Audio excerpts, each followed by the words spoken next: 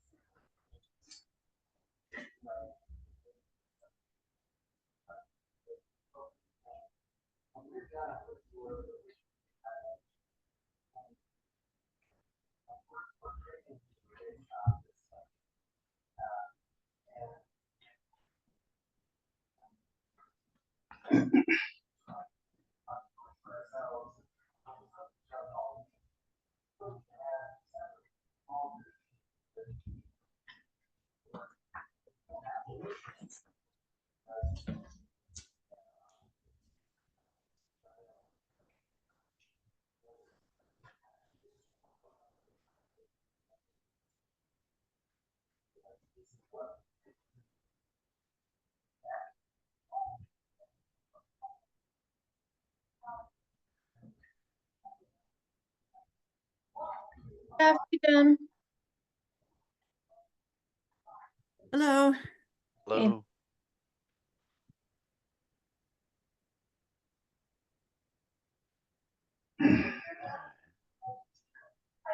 Yeah. Yeah, definitely.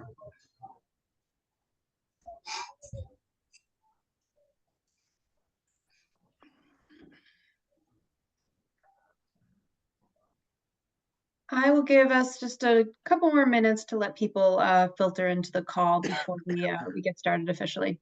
Thanks.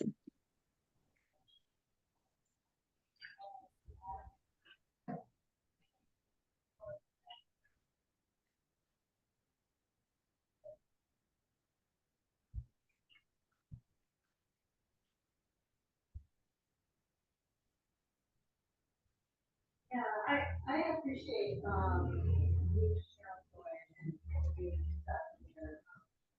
But otherwise, you know, giving us,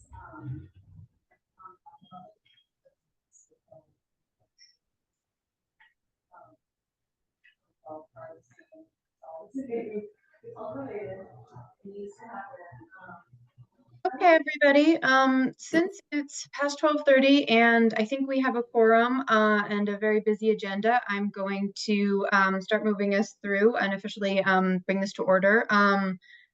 As always, a reminder, please stay on mute if you're not speaking.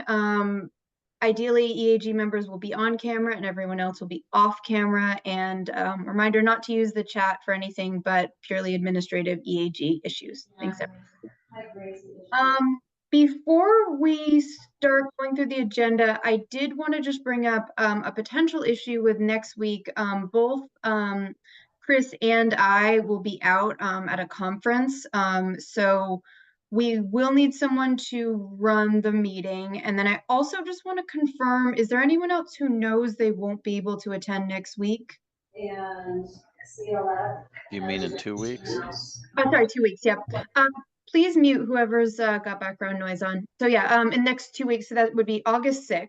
And yeah, I'm just making sure we'll have a quorum. So Srini, are you gonna miss it? Yeah, I'm actually traveling for the whole month of August, and I will try to attend the later part of the later meeting of the August, but the August 6th may be tough for me. So Okay, thanks for letting us know. Anyone else?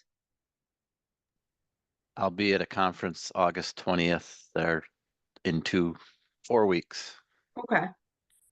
But for August 6th, if we're only missing Srini and me and Chris, I think we can still do it. I can, work with Ashira and Dominic to look at the agenda and make sure we think there's nothing that's absolutely critical to have everyone there. I'm not anticipating anything that I think there could still be a robust discussion in our absence, for sure. So yeah, please let me know right away if you don't think you're going to make it, and I can double check that we're not in danger of losing quorum. And then so I would, oh yeah, Jen. I just remembering, I think we're going to have a guest talker on that week. And I wonder if maybe we want to move that person to a time when there'd be more people in attendance. Yeah, I'm just worried about bumping kind of everything too much when we're really entering crunch time. And that's something where I can definitely catch up on, the recording and things like that. So I just Okay. don't want to derail us, but I definitely appreciate, I want to make sure we have good attendance for Virginie to come as well. So Okay. definitely heard that. But yeah, so I think I'm hearing from Dominic that we can use unanimous consent to designate someone as in the chair role for the meeting, and that would just really involve calling it to order and making a motion to approve the minutes. And Ashira and I can definitely make sure that that person is prepped, but there should not be too much going on that that person needs to do from an administrative standpoint. So do I have any volunteers to fill that role just for the meeting on August 6th? Thanks, Ben. That sounds great. Yep, and like I Yeah, said, no problem. touch base. Awesome. Okay, and I'll make sure that, you know, speakers and stuff are all set up. Okay, that sounds good. Can I have, unless there's anyone else who has any questions or concerns, can we have unanimous consent to approve Ben as the acting chair for the August 6th meeting? And a show of hands is always helpful. Okay, I am seeing unanimous consent, so we'll consider Ben the acting chair for next time, and we'll touch base before that. That sounds great. Okay, I'm just going to breeze through the agenda. Oh, and one more thing to add. Michelle from the TAG was unable to come this week, and we missed her last week. So we're going to try for next meeting on the 6th to have her visit, and that's something we'll arrange beforehand too. And that is a reminder to update us on what the TAG is doing and how we should think about equity in their work on measure characterizations and pacing. So we'll get back to that then. Okay, so on our agenda today, we're going to approve the meeting minutes, updates from the PUC and the TAG as usual. I'm going to give a really brief overview of some data that's available that I collected for this group. Then Ashira will bring us through part 2 of our conversation on rentals and rental homeowners. We weren't able to get someone in the time we had to speak about this group, but I think there are people here who have had that experience, and I think we can still have a robust half-hour discussion about renters and still add things to the conversation. And then we'll have public comment on that.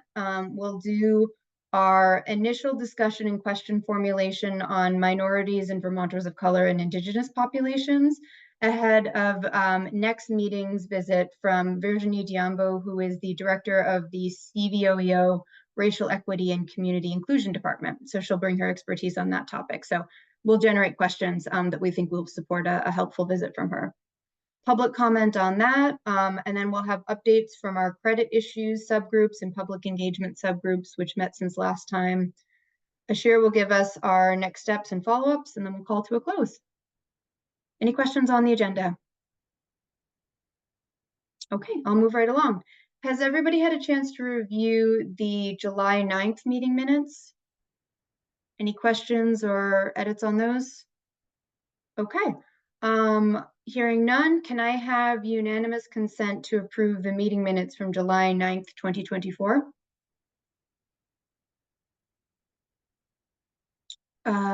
Okay, Chris, we're approving the July 9th meeting minutes if you want to, yep, unanimous consent. Okay, so I'm seeing unanimous consent, so I will consider those approved.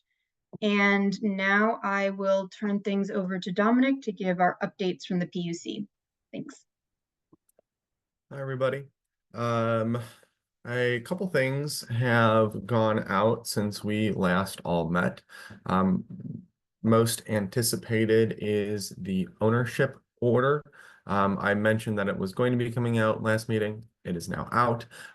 It specifically addresses credits under the regular program. It does not address early action credits. That's something that the PUC will be taking on in its own consideration, all the things related to early action credits. But that's up. I'm happy to answer any initial questions, but we hope that the order did a pretty good job of explaining the perspective the commission's taken. So I'll pause there to see if there are any questions related to the ownership order. Jeff, I see your hand is up. Is that intentional? No, I just forgot to take it down, but since you asked, so does that have I haven't looked at it, but that has remember we had 3 of us that didn't agree with the WAP ownership. Is there that language in there that says as much?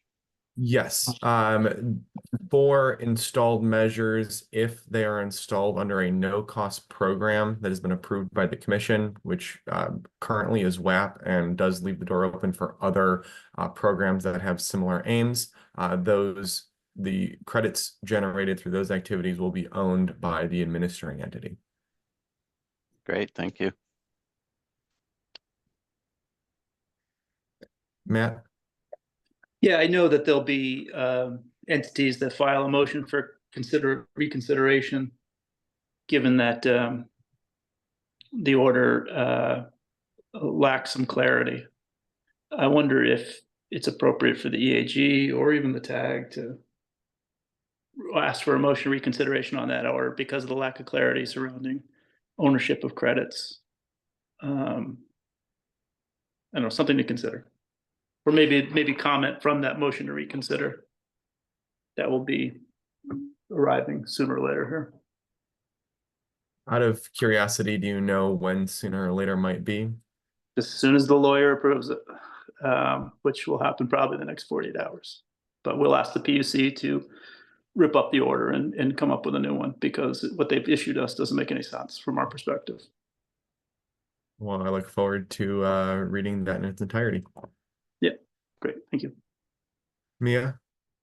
Yeah, I'll just know, we discussed this, I think, really briefly in our credit issues group. I think that's something where if there's still sort of, you know, I didn't see anything that was obviously different than what the EAG recommended, but I think that's something we could adopt again next time, during our next credit issues meeting if we feel like, you know, people would benefit from more clarity. So let's revisit that then. Wonderful. Hearing nothing else on the ownership order, there is a request for comment out right now for comments on the staff straw proposal on credit fulfillment plans and criteria, non-compliance and waiver process. This is really taking aim at how obligated parties will need to inform the commission and the default delivery agent of their election on how to fulfill the credits they're obligated through in a compliance year, what that filing will need to look like and entail, and how the commission will consider non-compliance and waiver requests. So that is up. It was issued on July 10th. It closes on July 29th. This is not something that that the EAG is taking up as a group, but I encourage everyone to file comments in their individual capacity on this topic. Any questions there? Yeah, I know that's not, sorry, Matt here, Dominic. I know it's not in our capacity. Let me just say this. I think it might be helpful if sometime in August or that we schedule at least 10 minutes to react to some of the filings that you're going to see on Monday, because there's going to be suggestions that will radically restructure a clean heat standard and require statutory language. That's something we discussed at the TAG, which is creating a bucket of changes that can only be made by the lawmakers in order for this program to work. So I think it's, well, it's not quite, doesn't neatly fit into the EAG's purview. I think it's important that at least it be addressed in August once the PUC has a chance to absorb all of the comments that they're going to receive about why the structure that they've created is untenable and won't work and will destroy the program. Thank you. I guess I'll flag for Ashira possible future conversation topic on legislative fixes, which I believe is something that we generally keep track of, but good to bring up. Any other questions or comments related to the request for comment that's currently out? Alrighty, hearing none. I do want to talk a little bit about public engagement. There are a couple things immediately coming up. The first was mentioned is the VCRD Summit. There will be a panel on clean heat. The chairman, Ed McNamara, will be speaking and answer questions and generally be participating in the conversation. So that is not a official public engagement session, but it is an opportunity that we are looking forward to engaging with the public. Then our public engagement consultant is currently scheduling 2 affinity group sessions in September. I I know at least one of them is for Vermonters of color, and I think the second one is for Indigenous Vermonters, but I'm not 100% sure on that last one. Those, I believe, are planned as affinity group spaces, so Curtis will be running those, and they will not be open to the general public, but we will get reports out of them through Curtis to incorporate that information at the PUC. Whatever versions of reports we get, we can share with the EAG in whatever, level of specificity is appropriate given the conversation. We don't have a ton of visibility into exactly what that looks like at this point, but when they are officially scheduled and happen, we will let you all know. There is another thing we are engaging with the Climate Council. So the Climate Council has a number of existing public engagement avenues and events, and we have begun to coordinate with them to ask some clean heat related questions. Those questions were actually formed directly off of the EAG's suggestions that were written up by Mia, sorry, written up by Mia and sent through Aaron at the commission. So those got turned into 3 questions, which we have given to the Climate Council for them to ask and report back on what responses we hear. Then we still have another 3 public engagement sessions under contract with our public engagement consultant, and we will announce the scheduling of those at the same time as the draft rule. The draft rule is expected to come out the first week in October, and that begins a month-long statutorily mandated comment period. That will be the entire rule in one place, so people have the opportunity to read it as a holistic program and provide feedback. We expect that is going to be probably our most robust feedback that we get throughout the entire session, and we expect reactions from the TAG, EAG, all of the parties, as well as some entities that we have not yet heard from. So we anticipate that to come out October 1st, and we will have explicit public engagement sessions surrounding that. Any questions on those planned public engagement activities? Cool. I also want to open up a little bit of time if there is any feedback that has been received by any of the members of the group. If you've engaged with any of your constituencies recently and have some specific things that you would like to share with the PUC.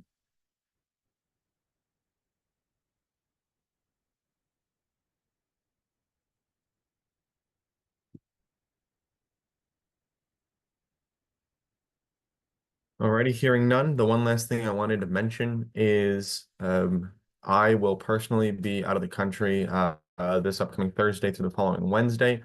So I'll be a little bit disengaged. And when we get back, it's going to be August, which terrifying, and means that we have 2 months until the draft rule is expected to be published by the commission. For those counting, that is approximately 49 working days from today.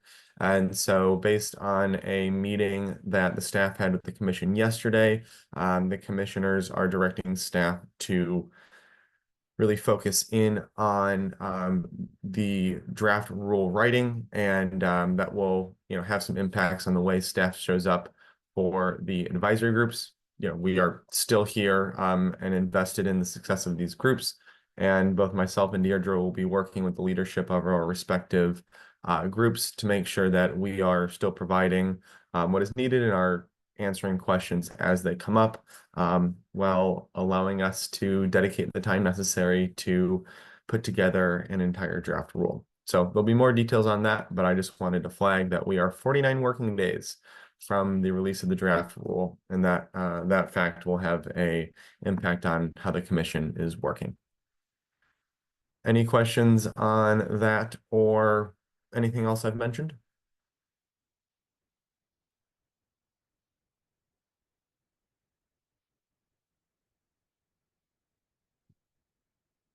Hearing none, Mia, I'll toss it back over to you. Great, thanks so much. Okay, now I'm going to pass it over to Emily and Matt for their updates from the tag. Thanks.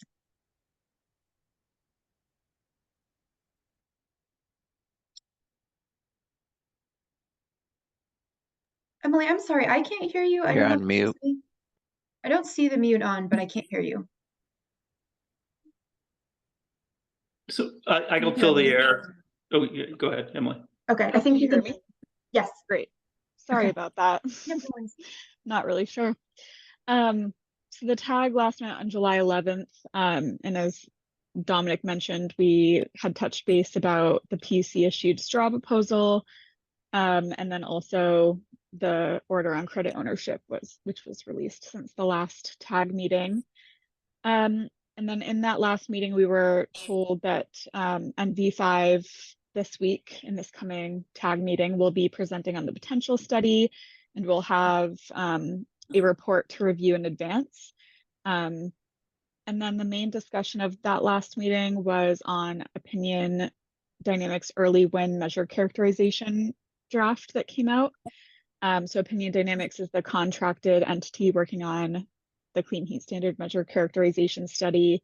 And the early win draft document was basically like measures that are more understood earlier on, and basically a way for the tag to review what the structure and formatting of the document would be and how things might be written and what data is going to be included in the actual report. So in a review of that, the tag did discuss, they gave some feedback to Opinion Dynamics, and that can all be found on the PUC website in the meeting materials.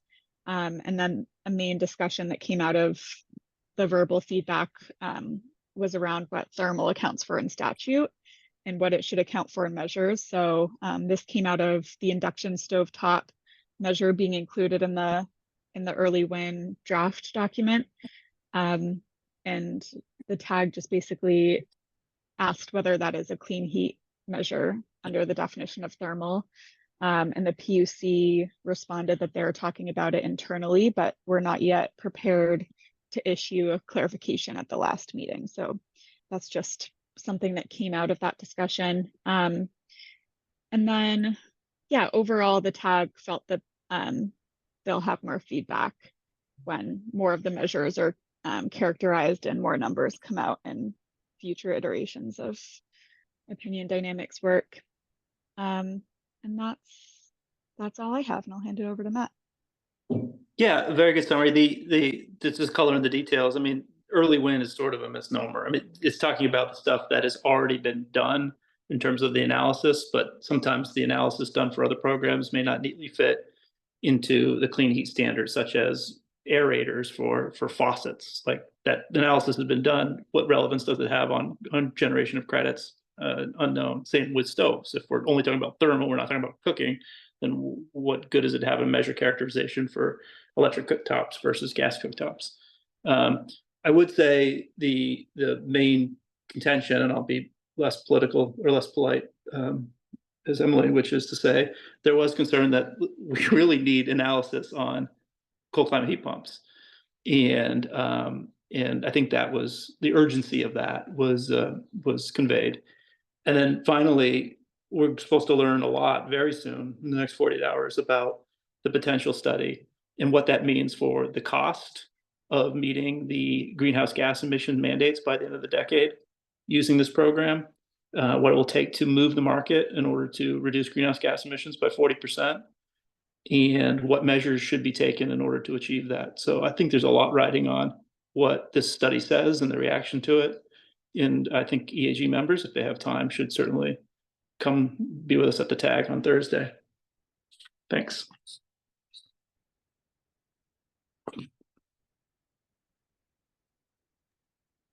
Okay, any questions about any of that? Okay, hearing none, I'm going to move us along to some data I worked on. Ashir, I don't know if you would be able to share it. So In a previous job at VHFA, I did a lot of housing research, and one of the services my agency provides is a website called housingdata.org that has, basically mostly housing data, but also data on demographics, incomes, and things like that that's publicly available and is meant to make some of this more accessible. So what I did was I kind of pulled down and did some sort of basic analysis on sort of what we know about our housing stock and our Vermont populations. And I think that will help inform some of these discussions. And, I think the EAG is not set up to be sort of a deep research project, but I think where we can be data informed as much as possible, I think it'll strengthen our report and encourage people to take our conclusions seriously. So I'll just run through sort of what we have, and if there are any sort of questions, I don't think we have time for a deep discussion, but I can definitely do some follow-up research or based on like what's readily available. So I'll just take you through my workbook, which is shared with you, and yeah, we can have a quick conversation. So the biggest thing with directly applicable to the EAG is households that are low income and moderate income, which are at or below 60% or at or below 120% of area median income, respectively. And this is actually a little bit harder than you'd expect to figure out how many households there are, because if you apply for a program right now that's targeted at 60% of area median income, it's going to depend on which county you live in and also the number of people in your household. So if you have the same household income, your percentage of area median income is going to look very different if you have 2 people in your household versus if you have 6 people in your household. So it's actually pretty difficult to do a robust analysis on how many people will fall into this bucket. But sort of the available census data, which we don't have by both household size and income level, and we have these sort of bigger buckets of income levels. I've done some analysis that sort of suggests that there are about 77,843 households below 60% AMI and 153 and change under 120% AMI. And renters disproportionately relative to their actual population are lower income, which is not surprising. So I think these are some good numbers to just include, and I've kind of cut them into broad buckets of homeowners and renters in these different tranches. So I think that's something to reference, and I'm happy to walk people through how it's done. But this is kind of the best way I think that's available to get a sort of high level view of sort of what we're looking at when we talk about households below 60% AMI, for example. It's a substantial chunk of our demographics. Yeah, Srini. I guess the first thing that kind of pops out is that's 153,000 and change households that meet the 120% criteria. That's more than half of the households, right? Yeah, well, if it's 120% of the median, so you would expect it to be more than half. Yeah, so I guess what I was trying to get to was, how do we think about this versus the 16% and 16% credits, that was predetermined as part of the act, when it came out for the clean heat standard. So I'm just trying to kind of calibrate how we think about this number, how we approach this versus the 32% total for the low and middle income households. Yeah, no, I understand you now, Srini. That is a good point. Yeah, most Vermonters will be eligible for the moderate income. The moderate income credit set aside is for low or moderate, so it's not capped at this 60% and 60 to 120%, which is an important distinction. So yeah, I mean, it is most Vermonters, and of course there's nothing preventing measures to be delivered or installed in lower income households that aren't part of that set aside. And I think we'll especially see that with delivered measures, just because we already know that fuels are being delivered to moderate and low income households. But yeah, it's a good point. Yeah, it just kind of makes you think about the magnitude of magnitude of what the monetization, how much monetization needs to happen to make this equitable for a large part of the population. It just, I mean, it's staggering. Mm-hmm. Okay, if there aren't questions, I'll just keep going through. If you could go to the next tab, Ashir, that would be great. And so this is just one where, you know, it's kind of represented on the tab before, but, you know, about 30% of our households are renters and about 70% are owners. And I can talk more about this in our rental housing discussion, but about 18% of all renters live in subsidized affordable housing. That's kind of going to be a different discussion because there are generally rules that prevent subsidized housing property owners from having residents have too much of their housing costs going to utilities. But that doesn't mean that, you know, these households tend to be the lowest income renters, and kind of, you know, affordable housing faces different problems. So I think it's important to sort of call out that percentage that, you know, about 18% are sort of differently situated of the renters, but certainly, you know, will need their own solutions to sort of participate in reducing greenhouse gas emissions. So just wanted to flag that. Yeah, Chris. So that's an important distinction on the subsidized housing. So while the cost may not be passed down to the tenant, that cost doesn't disappear. Somebody's still got to pay for it. So that usually gets absorbed back into the operating budget for, you know, the operator. So it's kind of just shifting the cost of how we're going to do that, and that impacts sustainability of the property. If, you know, your costs exceed what you're able to recoup in income, it impacts the sustainability of affordable housing long term. Thanks. Yeah, absolutely. And I think we should have that discussion about subsidized housing specifically when we get to that part of the agenda in a minute, just because it's going to be an ongoing issue, and we're sort of facing as housers increased cost pressures. So super interesting discussion. So yeah, let's pick that thread back up for sure. And then, yeah, the next slide is households by race. And, you know, this is another one where you can see that non-white people are disproportionately renters. We don't have data right here, but I could always sort of dig it up that, you know, renters are disproportionately in towns in Chittenden County. Sorry, non-white households are disproportionately located in Chittenden County, especially Burlington and Winooski, but certainly live statewide, and those issues will be impacted statewide. But, you know, this data is there. Certainly for some of our smallest populations, like Native Hawaiian and other Pacific Islanders, the margin of error is pretty high. It's you know, a little bit difficult to do. Actually, no, I'm sorry. This is census. No one cares about this but me, but this is census data. So it is actually the decennial census, which happens every 10 years. It's much more accurate than some of our other data sources. So this actually should be very reliable. So yeah. And then the next tab is Sharon.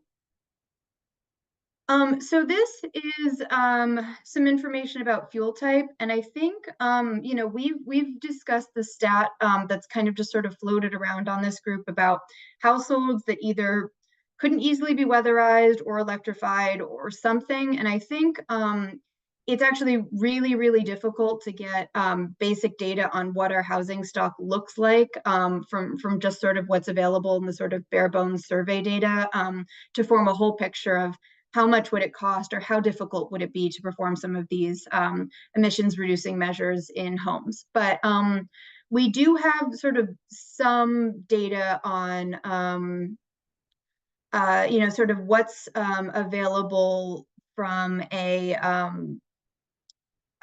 you know, on the fuel source. And sure, I'm sorry, I can't tell if something's missing or did it cut off under renters, like below under line 20?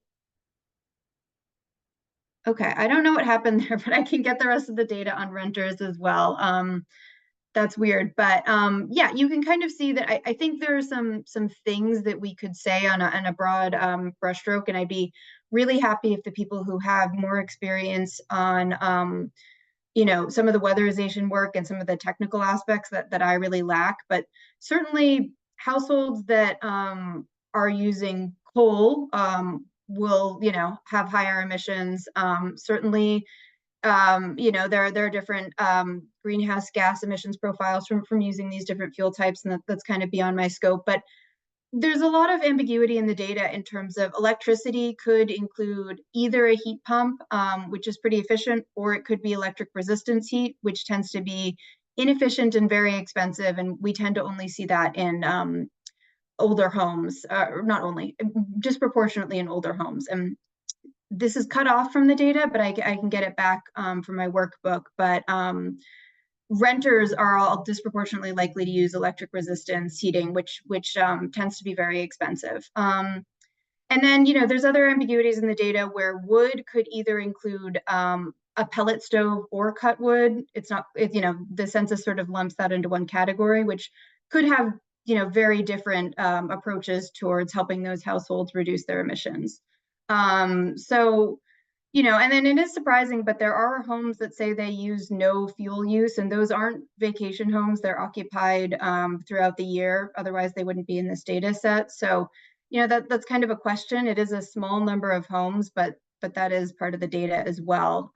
So yeah, Matt, you can correct anything I said.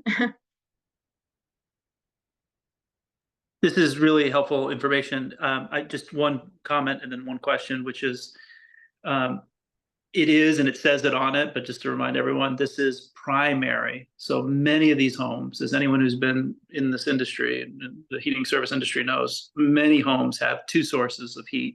Just you only get one. You only can't say I do both. This is what I use more than all others. But certainly we see lots of homes that have oil and wood, or wood and propane, or electric and propane, you know, so it runs the gamut. But the other question I have is, when we're only charged with equity, but you could see businesses, I don't know what we're going to say about businesses, but this data doesn't reveal any of the buildings that are not residences. Is that correct, Mia?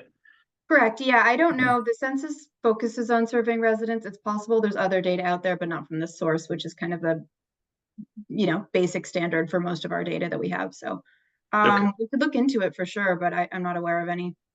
Okay, thank you. Yeah. So yeah, you know, definitely something where, oh yeah, Srini. I think Energy Action Network has got more visible, EAN has got more visibility on residential versus commercial versus industrial part of, you know, who uses what. They have more visibility on this. Okay, great. Yeah, we should look at that when we get to that part of our discussion, and I'd be happy to try to dig that out. They have some of this data as well because it's widely available, and you know, we could always revisit their website to see if they've done any analysis. But yeah, really difficult to say. You know, homes with electricity could be really efficient or really inefficient based on, you know, what source they're using. So it's really hard to say, you know, just from what we can say about all homes in Vermont, like what's really going on inside the unit. And then so the next slide, or next tab, sure, thanks. And so this is information on homes built by year, and it's these pretty broad buckets, and anything before 1939 is just grouped into one single sort of bucket by the census. You know, renters are more likely to live in older homes, and in general, Vermont has a pretty high percentage of older homes relative to other states, which you can't say definitively because homes may have experienced, you know, substantial rehabilitations, but generally the older the home is, the more likely it is that it's going to need substantial investment to be weatherized or electrified. And so, you know, I think this is another one where it's really difficult to say like X percentage of our housing stock has this problem. But, you know, I got Ben helped me out with a few of these, which basically like if it's built before 1939, it's going to have knob and tube wiring. So unless someone already went in and replaced the wiring, that's going to need, for example, likely a panel upgrade before you put in a heat pump, or, you know, potentially even more extensive wiring issues. And then, you know, homes before 1990 are more likely to have vermiculite, which contains asbestos, if they're not already rehabbed. So really broad brush. And Jeff, I'm sure you could add some helpful context to inform us better. I was just gonna add, yeah, lead paint with an oldest housing stock in the country or near it. Pre-78 homes, have lead, and our Vermont Department of Health took the EPA lead renovator rules and really amped them up. So it's a lot of added cost, which is, good to keep folks safe in their rental units, but it's something to definitely note, added obstacles or costs to weatherizing multifamily homes. Lead paint is huge. That's a good point, Jeff. I should add this, and I think it's before 1950 that it was common, but up until the 1970s that like it could still exist. Is that accurate? Well, yeah, I'm not an expert on the rule, but I know more than I care to. I shouldn't say it that way. No. Pre-78, you can't do the lead swab tests anymore, which you could prior to Department of Health taking it over. So you have to assume it's lead or pay for somebody with those X-ray, whatever the machine is, to do a test. So it's basically, it's lead if it's assumed lead pre-78. Oh, that's interesting. I hadn't heard that. I think from housing, Yep. we kind of just say like, oh, it's probably not before if after 1950, but I didn't know that was a rule. Okay, good to know. Yep. Yeah, Ben. Yeah, I think Jeff just pretty much addressed everything I was going to say, but yeah, there's a number of issues associated with older housing stock, and those that can, I guess I'll just add that I think, serving older homes can add significantly to the cost just with the home repair needed upfront to, to bring those projects. When talking about weatherization, for example, I know Jeff's program really spends quite a bit of money just to bring these houses to a point where they can actually get, insulation put in them. Sometimes it's, months-long process for, a single home. So. worth Yeah, I noting. think, yeah, absolutely. And that's something we've brought up before, and I'd love this group to return to, because under the clean heat standard, there's no benefit to doing that sort of enabling work. Like it doesn't reduce on its own emissions, so that's not going to create clean heat credits as part of the project cost. So I think that's a real concern that we should not drop, that, households that are going to have these problems are going to have to find some other way of sort of funding this outside of the clean heat standard framework. And that's something, I'm super concerned about. So yeah, good to know. Yeah, and I think, my section of the final report, I'm planning to address, kind of sort of tell that story. And also, asbestos is another big one too. It's in vermiculite, but also just asbestos pipe wrap. That can be a significant, on the non-weatherization, well, both weatherization and, on the HVAC side of things. If you want to replace a older boiler, a lot of times those are encased in asbestos, or the pipes immediately, coming off of the boiler unit itself are asbestos. So usually when you replace a really old boiler, it's much bigger than the modern ones, so you have to do some piping and distribution work to connect the new one, which involves removal of asbestos before, cutting those pipes. So that's Yep. another layer. Yeah, that's super helpful. Would you put the same date as 1990 when we stopped using asbestos like that? Is that the same as the vermiculite date, or it's separate? I think it's actually much later. I want to say like 2008. I mean, asbestos, I know that actually this year is the first year they finally are, the EPA is regulating asbestos fibers. I think they just rolled that out in April of this year. So, of course it's used in hundreds of products. So it's hard to say whether or not we're talking about pipe wrap asbestos, but yeah, I mean, pipe wrap asbestos is, I bet you can still go buy it off the shelf in some cases. Yeah, that's terrifying. I had no idea about that. I don't want our report to get too technical, but I don't think people in the general public fully understand the health challenges that might be encountered from this kind of work. That's super important. Right. Yep. So yeah, it's always it's installer's kind of choice with that, though. If it's, some feel more comfortable dealing with it than others in terms of the pipe wrap itself, but generally it's it hinders weatherization work and can't do blower door testing, etc. So I'll be writing about it in my section there in the final report, though. So yeah, that's great. Thanks, Yep. Ben. Yeah, Srini. So I just wanted to share a personal experience. We are doing a renovation in Northeast Kingdom for a property that was built in 1925. Fortunately, we don't have, it's not insulated, so fortunately we don't have to deal with the asbestos or vermiculite.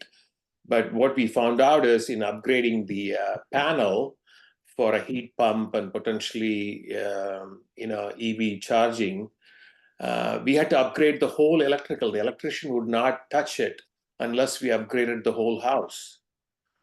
So the bill for electricity upgrade, other than, beside other renovation aspects, is turning out to be significant.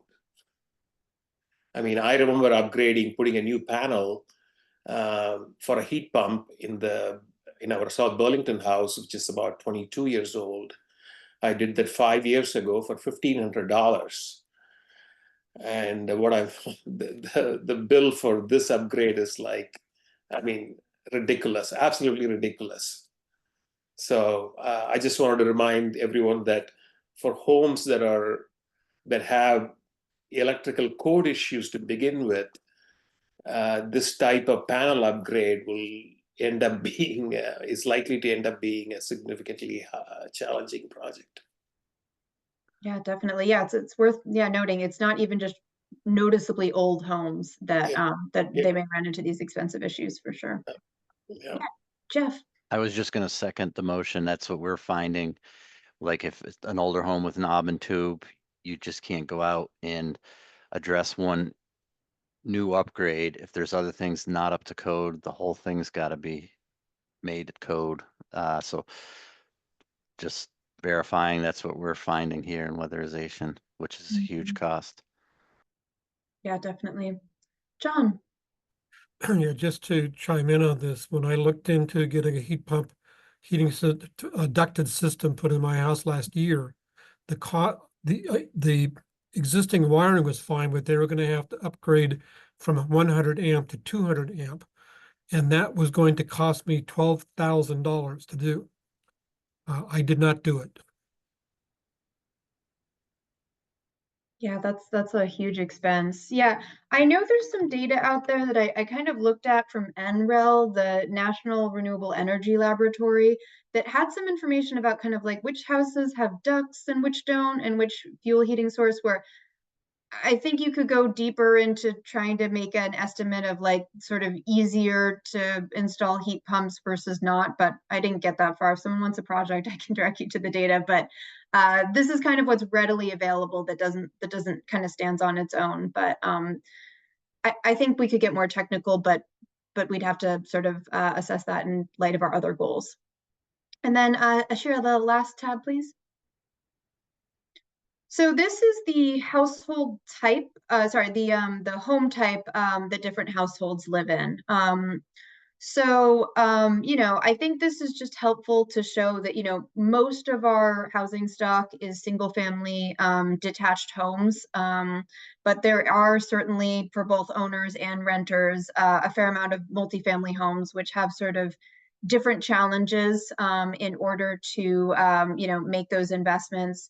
And, about 13% of Vermont's housing stock, 13% of Vermont renters and homeowners live in manufactured or mobile homes. And so, including a pretty sizable portion of renters. And I think we'll get there, but that's a pretty significant population that we've already flagged as being heavily impacted by the clean heat standard. So,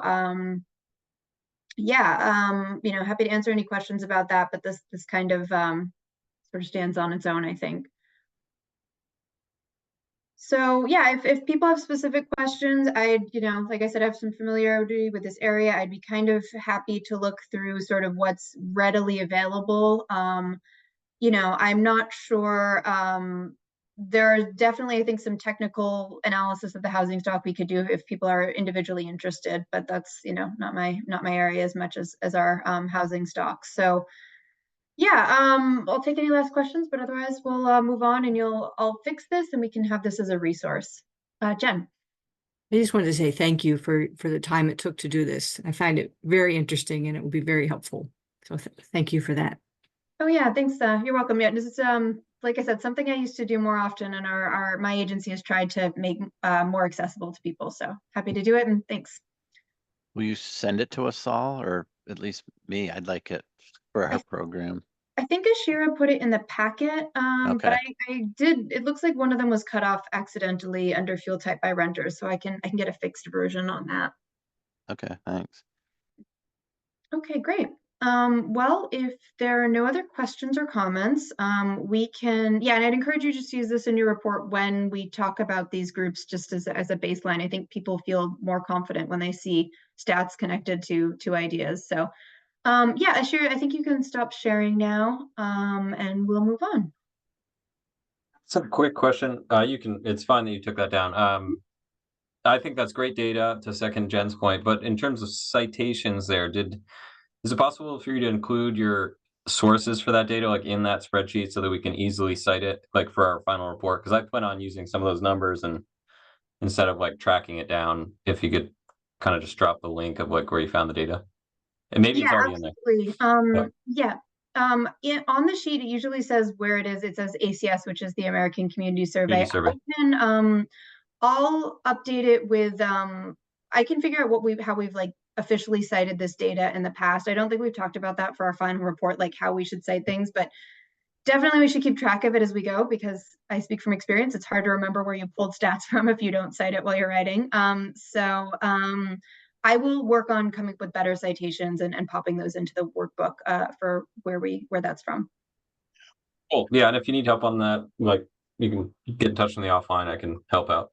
Sure. Yeah, they should be pretty straightforward. Thanks. Cool. Yeah, Srini.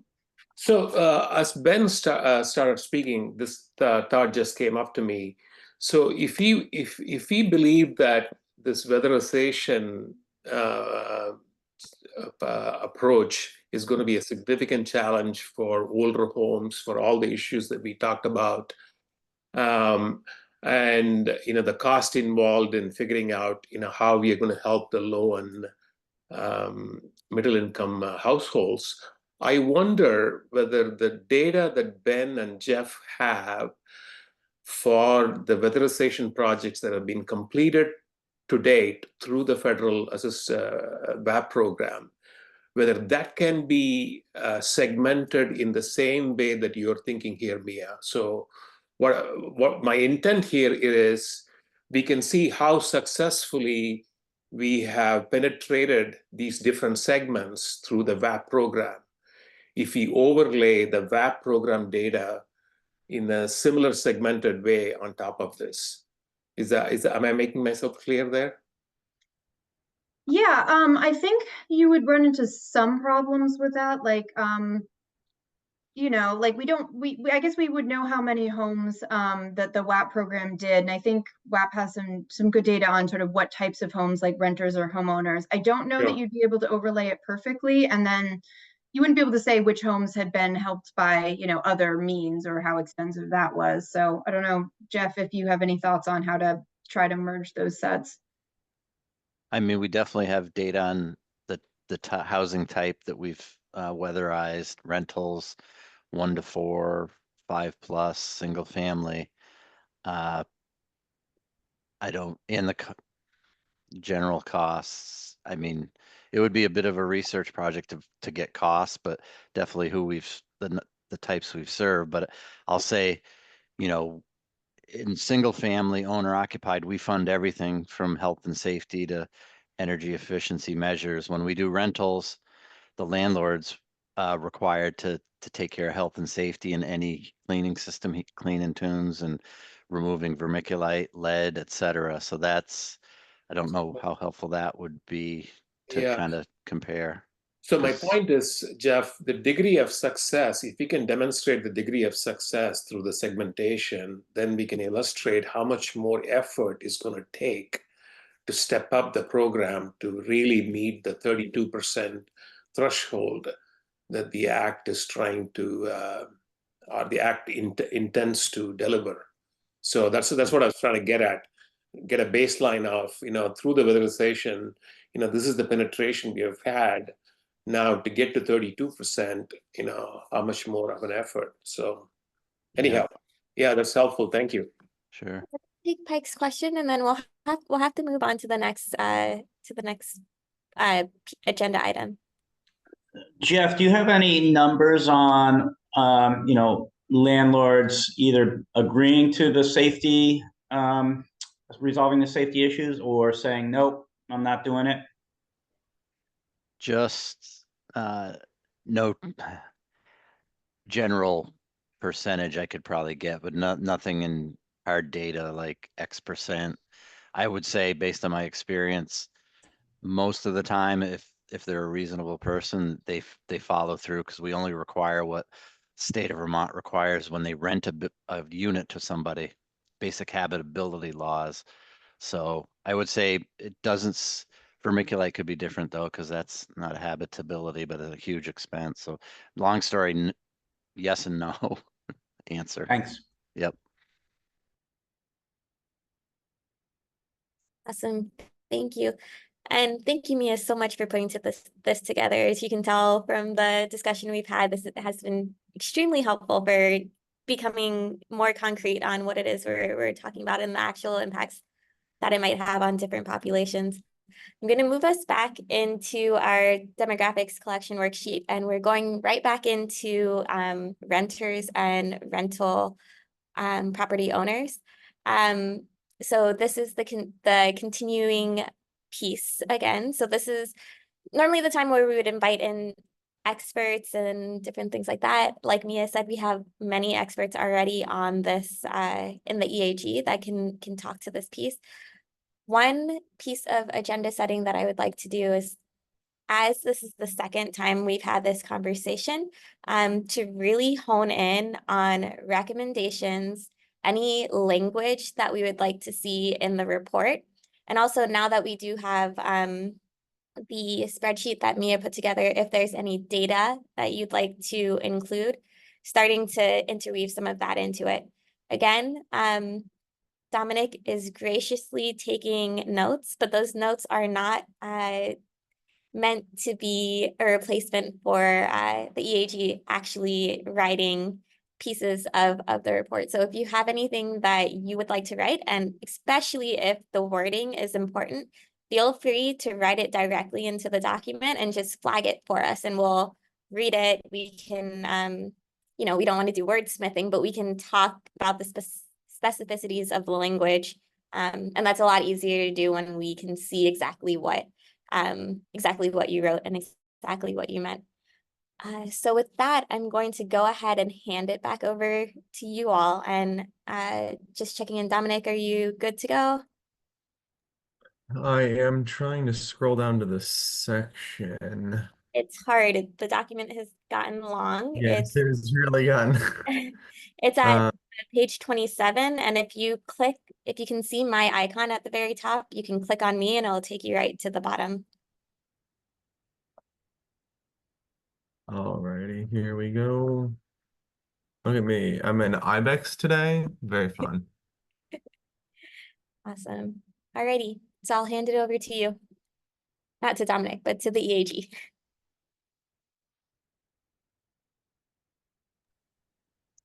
Sorry, I'll ask the dumb question. To do what? What are we doing? So we're going back to our discussion about renters and rental property owners, and we are giving more recommendations, adding specific language that we would like to see in the report, or adding any data that we think could go into it. Just really following up from the conversation that we had last meeting.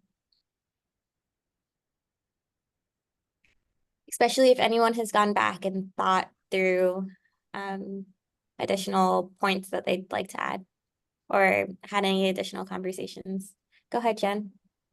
I guess for me, one thing that I heard last week and comes up is some way to engage landlords. May not need to incentivize, but certainly to have landlords in on the conversation and be able to easily access what incentives or how they can easily get into the program. I think I brought up last week the idea of renters maybe not being able to be the ones to speak for their situation and some way to maybe have a call center or a clearinghouse where they could mention that, you know, they're paying a lot for heat, or could somebody reach out to their landlord? Just some way to engage the landlords in this process. Thanks, Jen. Go ahead, Ben. To piggyback off of that, just thinking about, yeah, engaging landlords and getting them to be more basically incentivized to improve their buildings and make these upgrades. I think, you know, there probably should be a conversation around, you know, maybe companion legislation that would address the need for home repair in those buildings. You know, I think there would have to be some qualifiers there. We wouldn't want to be, you know, subsidizing a really wealthy landlord to, you know, to upgrade their building when they could probably afford it themselves. But, you know, some sort of qualifier to help landlords who, you know, maybe only have 1 or 2 properties and etc. But to get at that home repair, you know, a lot of these rental homes are very old, have, you know, these asbestos, knob and tube issues that, you know, may not be able to. That would be something that the landlord would be responsible for under the weatherization program, as Jeff has mentioned. So what kind of resources are there for the landlords to access?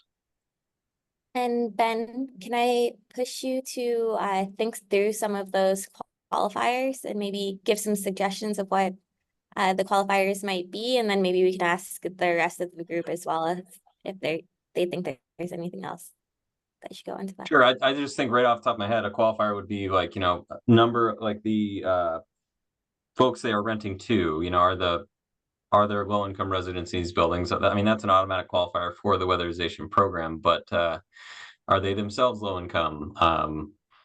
You know, some way to demonstrate that they themselves do not have the means by which to, you know, pay for this.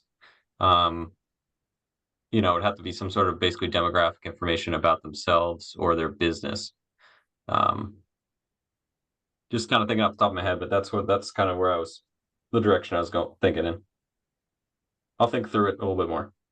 No worries. Jeff, go ahead.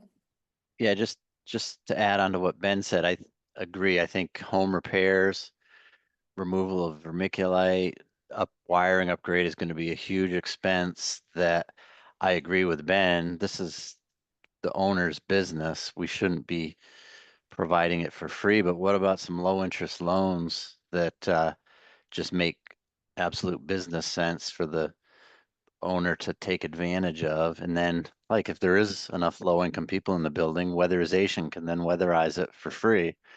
I just in general think this is going to be the hardest housing stock to address and leave renters the most inequitable behind, because a renter is not going to put money into a building owner's building, and it's got to be we got to address the building owners somehow to incentivize it. It's challenging when weatherization is free, let alone when it's not. And so anyway. Thank you, Jeff. Pike? Yeah, I want it's main perhaps a question for Chris, or is a question for Chris, but more generally, in addition to businesses and individuals, there are nonprofits that are landlords. I'm wondering if Chris, your organization actually owns properties, or do you just work with other property owners? I know Champlain Housing Trust is a property owner. And it might be important to have an institutional perspective in this section as well, in addition to just individuals such as myself. Chris, do you want to answer that? Yeah. Yeah, so the Vermont State Housing Authority is the managing agent for the Housing Foundation, Inc., who owns 18 multifamily housing that is income restricted to elderly, family, and disabled. So those are across the state of Vermont. I can tell you all of those properties are again in subsidized housing, and we have no properties that are on a heat pump now. So we're very interested on how this would impact us, because what I was trying to mention early.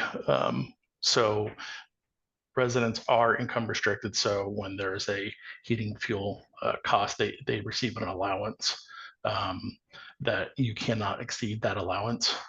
So if our costs exceed that allowance, that is something that we have to eat as part of our operating expense and make up in a different way. Same goes for the 18 mobile home communities that HFI operates. So each of those 18 mobile home communities, very similar situation. While we don't own the homes, well, we actually rent 5, but the rest are leased to residents who own their home. So just kind of I guess, kind of sticking back, all of these properties, whether it's the mobile homes or multifamilies, are targeted at 80% AMI or lower. So all of our residents are income restricted. Is that? Chris, I heard you say it right at the beginning, but I missed it. Yes or no, the multifamily properties are owned? Yes. 18 multifamily properties owned. Over 1,000 households. And Chris, if you don't mind going into the document as well and making sure that that concern is captured as you stated, I think it was really important. Yep. Thank you. Mia? Yeah, I think one of our recommendations should be that the state seriously entertains the idea of code enforcement for weatherization. That's something that's in our new building energy codes, but it's not, or like there's a basic standard for new construction, but that's not really something that's considered in our current code beyond basic health and safety. That has had a really difficult sort of pathway through our legislature. They've tried to sort of establish a rental housing registry, which I think people acknowledge would probably be the first step to coming up with any sort of code enforcement framework. And that's failed, I think, twice in recent years. So my agency is kind of backed away from advocacy along those lines. But I do think it's worth, we've talked about the split incentive, the lack of incentives for landlords, the lack of economics incentives, I should say, for landlords to pursue this when they don't have to. And places like Burlington have chosen to do a weatherization ordinance. So those landlords in Burlington have to make the improvements or they get fined. I'm under the impression that that has been a difficult process because of the lack of contractor workforce, but I do think it's worth the state taking a longer view of this and sort of pointing out that if we want to solve the split incentive, our weatherization assistance program is not going to be able to individually solve that problem as we've been sort of expecting it to. So I really think we should use our sort of platform in this report to say, like, we're going to need a paradigm shift in how we treat weatherization in rental housing. So I don't know if that's a full-throated, do a new rental housing code or rental registry, tomorrow, but I think it's consider that pathway carefully if you think that you want to do the clean heat standard and expect it to be, permeating through our rental housing. I'm happy to jump in, Dominic, and add some context to that too. And Mia, before we move on, can you also speak a little bit to the point that you added up here just for the public record? Oh, sorry. I didn't know if those needed to be public record ones as well. I'm sorry. Yes, I added, I had previously in a prior meeting added a comment about affordable new construction that we're doing for affordable housing. And I had previously said that it was about 35,000 per unit for us to exceed code in our new affordable housing. So the high performance standard under Efficiency Vermont. And we've since gone back and did some numbers estimating that's more like 60,000 since we've seen pretty rapid cost increases. So I'm working on that number internally, and I'm happy to provide like a formal citation and a link to a document for our final report. But that's kind of something we've been kicking around internally. So happy to revisit that later. Sorry, Ashir, I didn't know if that comment since it was in the document. Sorry about that. No worries at all. Thanks, Mia. Yes, Pike. Yeah, I think one reason to at least acknowledge institutional nonprofit landlords is to demonstrate that it's perhaps not this split incentive problem that is causing the lack of either weatherization or the adoption of clean heat pumps. It's more a factor of workforce, the ability to actually implement these into particular units, et cetera.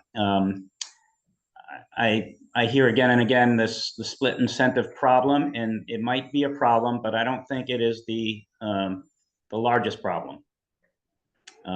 You know, the nonprofit landlords don't have an incentive to make a profit, and they are still having difficulty incorporating clean heat systems into their units. Thank you, Pike. I'd like, now that we're at a pause, I'd like everyone to take a moment to read back through these recommendations that we've put down in the past 10-15 minutes and really think, if these were to go into the report as is, do I have any reservations about it? Is there anything additional that I'd like to say? Is there something that I disagree with? And this is the time to raise that. So I'll give you, let's take, Emily, I see your hand. I'm gonna give the group about 3 minutes to just read back through them to make sure that everybody can think through it, and then I'll come to you first.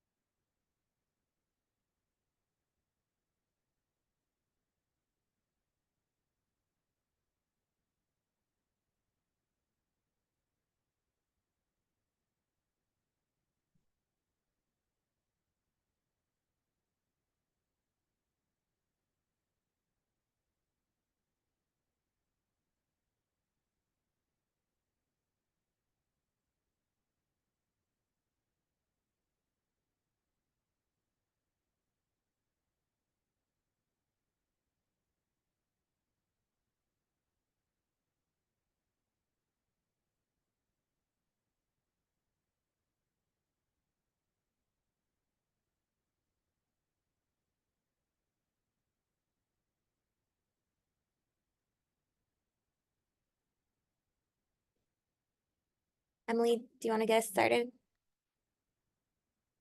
Sure. I was just gonna say that I don't work on any of our programs that support renters or rental programs, but there are experts at Efficiency Vermont who do. And I just didn't have enough time between yesterday and today to touch base with those experts. So I was going to ask if we could take a couple minutes in the next meeting to circle back so that I can add thoughts on those recommendations and recommendations from those experts at the next meeting. Sure thing. I'll add a note. Yes, go ahead, John. Yeah, I just wanted to address the comment that Pike just made. I was the president of a property management firm that had 1,800 subsidized apartments in its portfolio.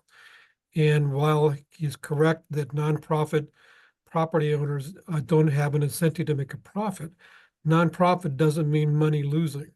So I rather question his statement there. It still costs money, no matter whether you're a nonprofit or for-profit, to do all these things. Would you propose a different type of language to still capture the same thought? I would simply say that nonprofit property owners have the same issues that for-profit property owners have. It's all money.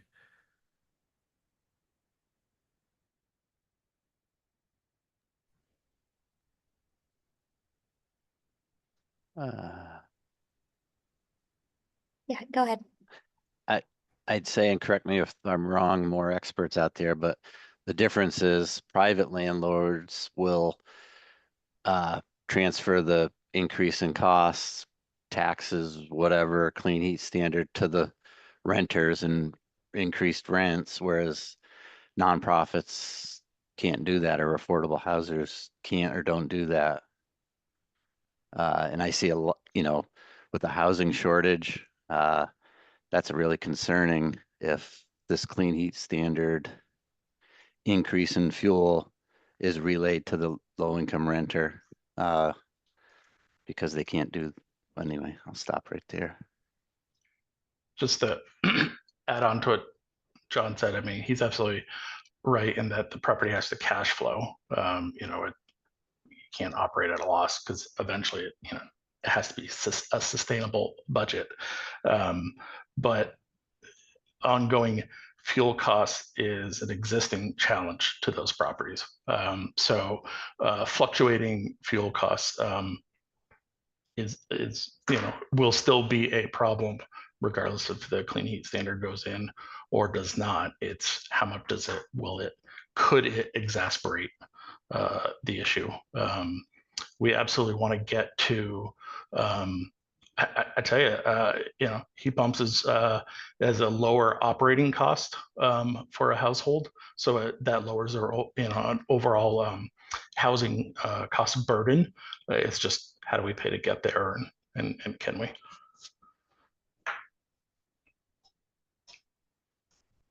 Yeah, and Jeff, is your hand still up from the question before, or? Okay, all right.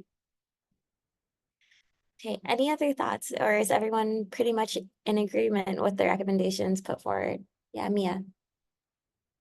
Yeah, I think something we haven't talked about a lot is the idea about, we're expecting, I guess we can't say so for sure, but there's a possibility of the clean heat standard to generate greater incentives for landlords to pursue these investments. And I think there is at least the potential that once they make these improvements, they'll displace tenants in favor of higher income tenants in an updated building. I don't know if we have great data on sort of how often that happens. I know the WAP program has some protections around it. Jeff, correct me if I'm wrong, to stop that from happening right away.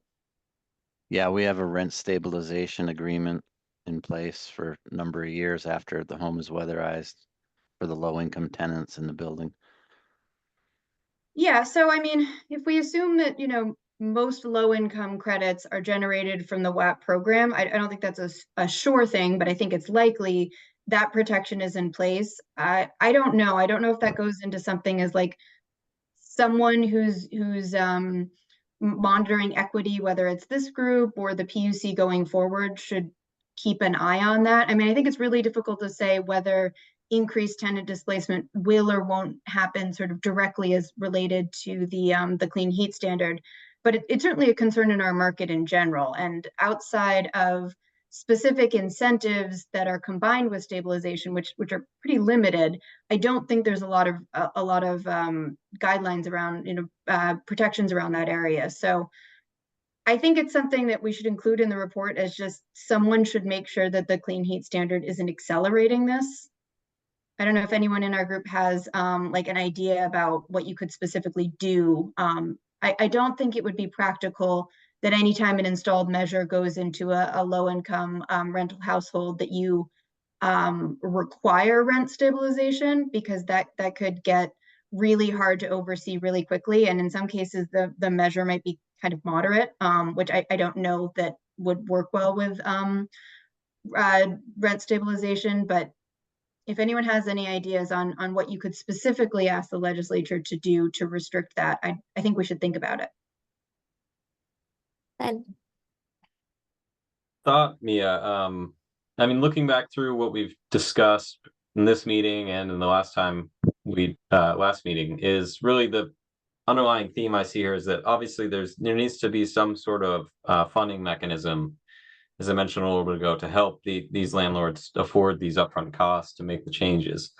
So if we had some sort of companion legislation that was, a pool of money set aside for landlords that qualify to, again, qualifiers for that pool of funding, TBD, but you could build in a rent stabilization agreement into, said pool of funding, which it's like, okay, if you want to use this money to help you make the change, you have to agree to a stabilization agreement. That's right off the top of my head is something that I think you could probably put together there, but really outside of some sort of mechanism like that, I'm not sure. So, but just a thought. thank you, That's Anne. a good point, and I'll just briefly tack onto that. Yeah, I mean, there is a Vermont rental improvement program that landlords have access to now. So that's something we could mention. Expanding specific weatherization assistance through that, and that does have a rent stabilization. But I think it's a great idea to note that new resources along this front should be paired with tenant protection. I think that's absolutely something that should be in the report. Thanks. And we'll go to John, and then after John, we'll open up for public comment. Yeah, just another observation. The vast majority of subsidized housing units are owned by nonprofit housing developers, which means that they are tied to clauses such as permanently affordable, which severely limits their ability to raise the rent anyway. So that's almost impossible for them to raise the rent just because they can do so and charge more money to people that don't have the access to the funding that pays for subsidized housing. I don't really see that that's much of an issue because they can't raise the rent anyway. Thanks, John. I'm going to go ahead and open it up for public comment. And as usual, we are giving each person who has a comment 2 minutes to state their comment or question. And then we'll circle back to you if there's time for another question or to continue. So with that, I'll go ahead and open the floor. Any public comments?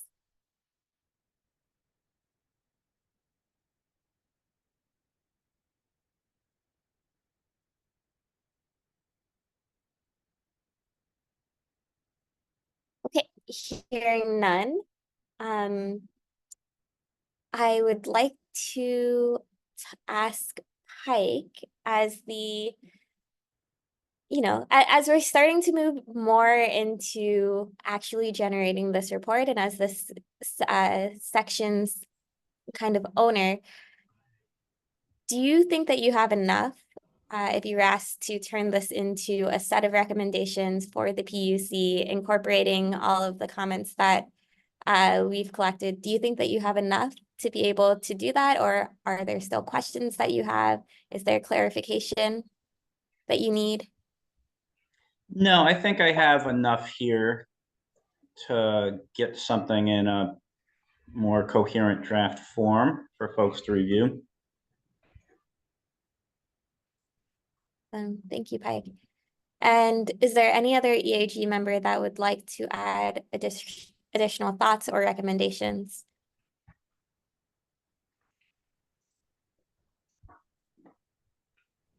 Can I just, I think we talked about this previously. I just want to kind of hit home this fact.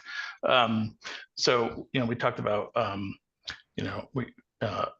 raising rent limits. So you have to have those funds in your kind of your operating expenses. So, we'll set aside money for in our capital needs plan. But if there's insufficient funds to cover that expense, and you can't pass that expense on, like the money's got to come from somewhere in order for that to happen. So that's where a grant would be needed to cover that expense. There's not, if there's, you just can't pay for that without a grant. And if you can't pass that expense on to the property, it's a math problem. And so if there was, just going back to the kind of the capital needs plan, if something was scheduled to be replaced, and there's adequate funds to just switch from this to this, that's great. But if there isn't, that gap has to be in the form of grant. If there was a way to make grant like huge capital letters, that's a big takeaway here. Thank you, Chris. Anything else?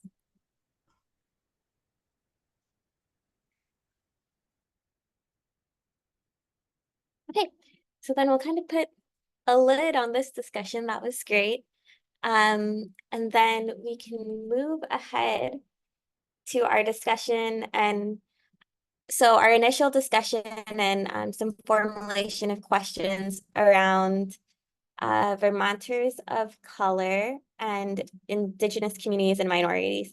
And to start that, one, I'd like to ask Jen to kind of walk us through what she has already written.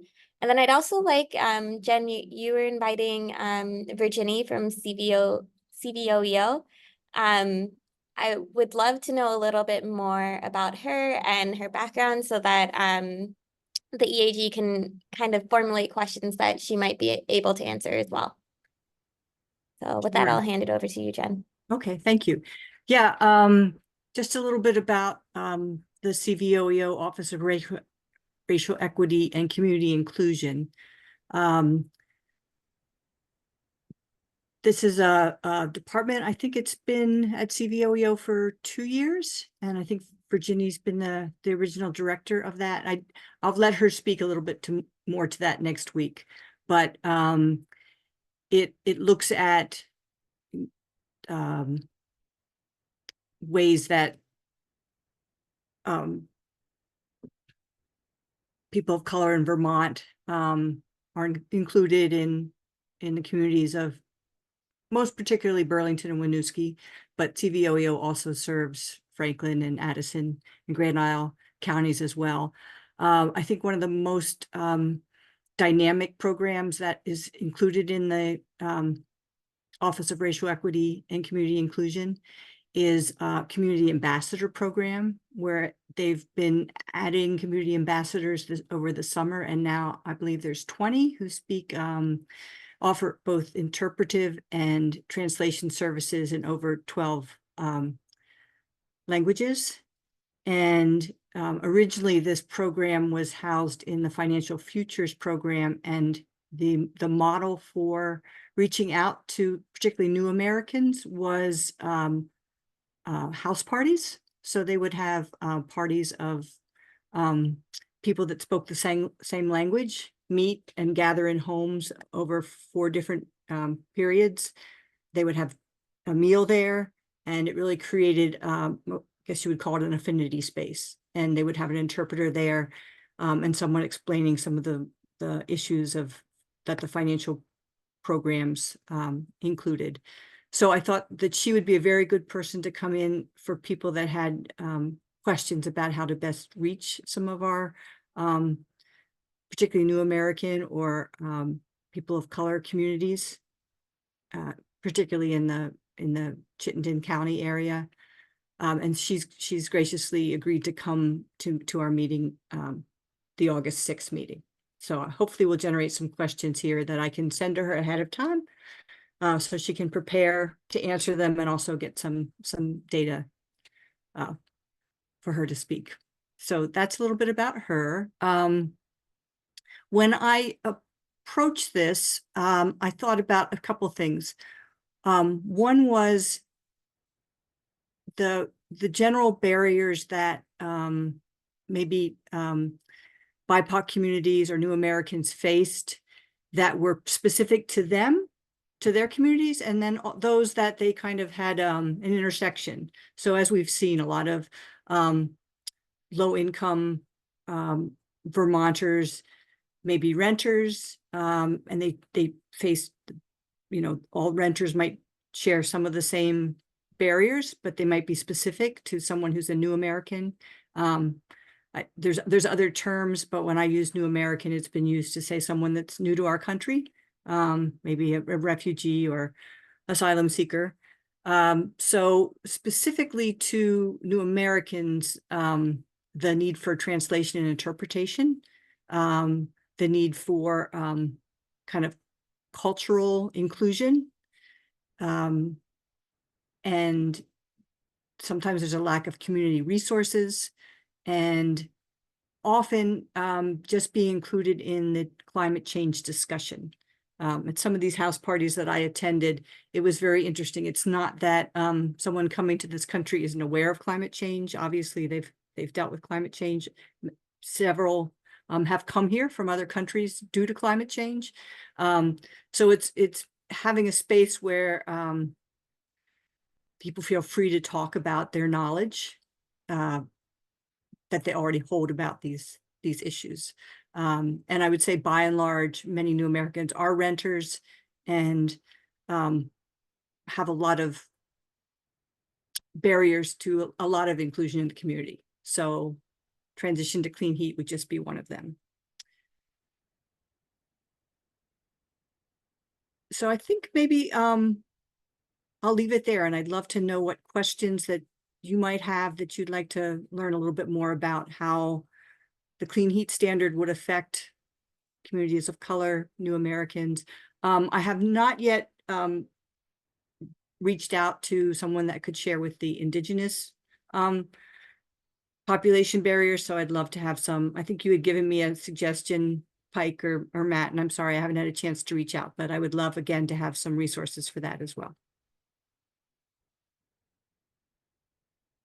Quick note that I lost connection for a minute and was not able to fully take those notes. So Jen, if you want to pop in and finish whatever your statement was, I did not hear it. Oh, I think I was saying that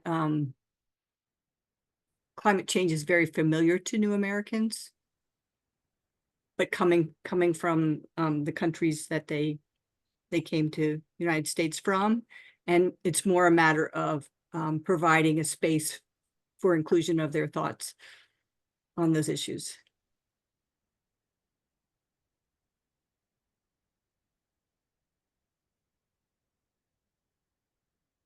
Thanks, Jen. Okay, so kicking us off, are there any reactions, any things that we think that we should add?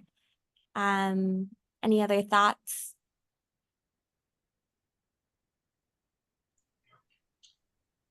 Jen, the contact I suggested last time is Judy Dow. She's on the subcommittee, one of the subcommittees for the Climate Action Council, I think the Agricultural Committee.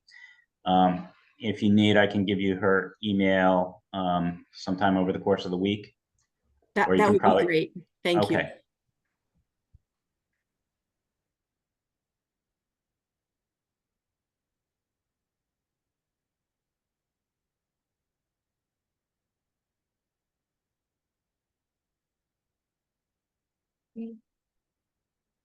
Anyone else? Go ahead, Mia. Yeah, I think there's kind of two places we can go with this. One, I think acknowledging a need for better and more comprehensive outreach to make sure that people understand the benefits of the potential benefits of the clean heat standard, you know, and you know, existing resources, I think in general. I'm not sure how much time we'll have for fact finding, but like sort of seeing what's already out there, and maybe I don't want to put it directly on Emily, but you know, with Efficiency Vermont, maybe that would be helpful to know what they're already kind of doing in this area. I know it can be really hard to reach a variety of you know, people with different language backgrounds. And then I think the other one is just kind of like, you know, people of color are not, you know, all living in one type of home. We know they're more likely to be renters, and more likely to live in certain towns, but kind of beyond that, I think we will need to think, and maybe ask Virginie if she thinks there's a way for us to more effectively, you know, connect those homes with clean heat measures. I don't, beyond what we've kind of outlined, I'm not thinking of anything, but maybe she'll have some ideas about where to think more creatively about reaching those groups with you know, specific equipment and measures. Thanks, Mia. Jeff. Hi, I think language or translation services has been a obstacle. On OEO, we translated like a number, well, I want to say 10 or more weatherization applications into various languages, specifically for CVOEO, who's up in the Burlington area. Like we mentioned, Burlington and Winooski have the highest populations of some of those folks that need translation services. But I would think that's one of the main obstacles. Correct me if I'm wrong. Anyway. Emily. Thank you.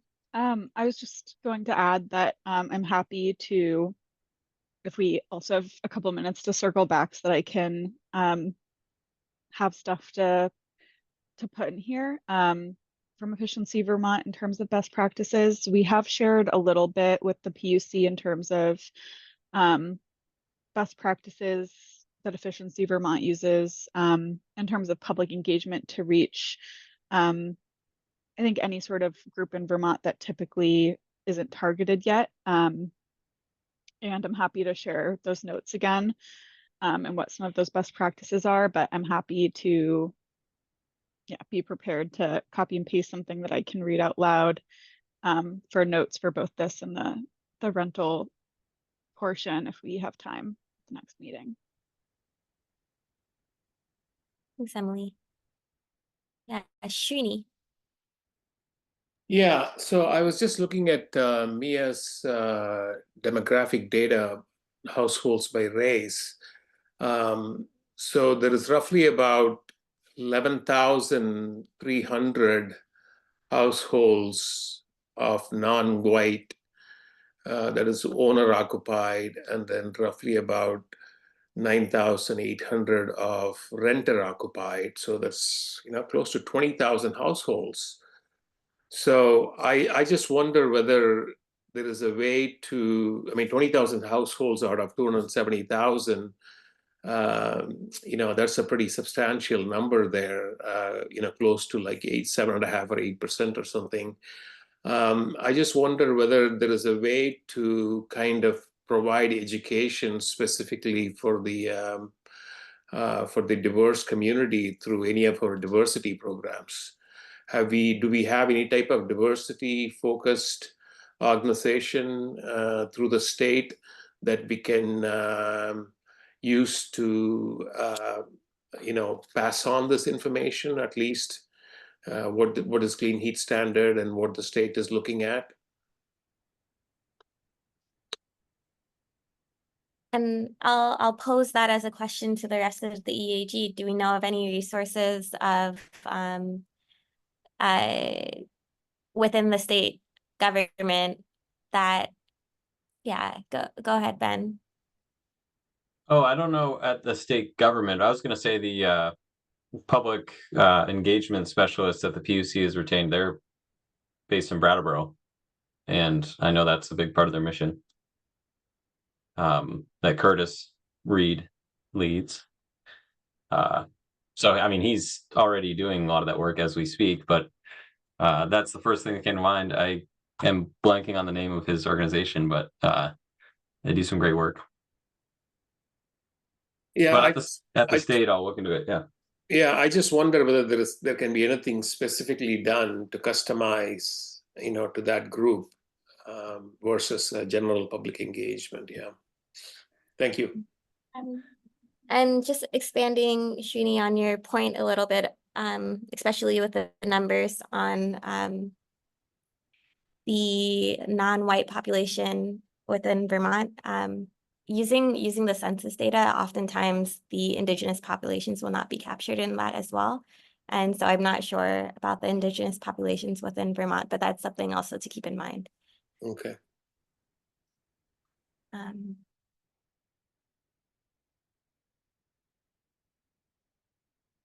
Any other thoughts? We can also shift into questions. If there are specific questions that we'd either like addressed by Virginie at next week's meeting, questions that maybe Emily can take to Efficiency Vermont, or questions that we can look up and try to find the answers to within the next 2 weeks. Go ahead, John. There is a Vermont Department of Racial Equity, the Office of Racial Equity.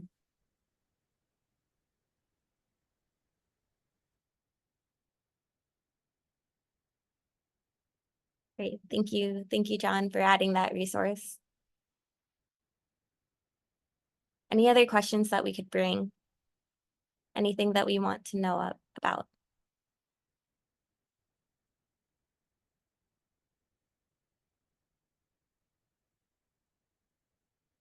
Yeah, go ahead, Mia. Yeah, I don't really know how to think about this, but historically, non-white households have been left out of a lot of lending opportunities, to be able to borrow money for things. The industry's changed a lot, and there's certainly more protections than there used to be, but we know that, statistically, discrimination still exists. So, there's not a ton of products out there for energy lending. I don't know if anyone's done any data on sort of what's out there and whether, I don't think they're collecting race data, but they might be on who they're lending to. So I could look into that, but I'm curious about, where this work will intersect with other, things we know about discrimination and the ability to borrow money. I can look into that. Thanks, Mia. Yeah. Any other questions or areas for more research?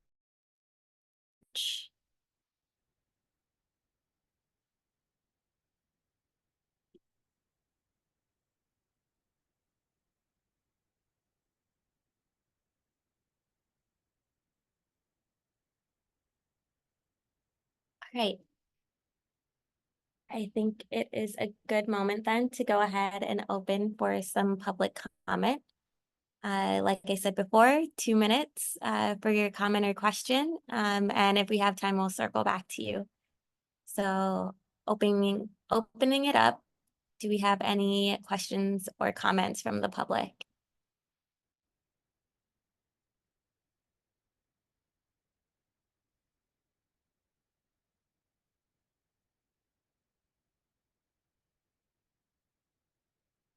Okay, hearing none.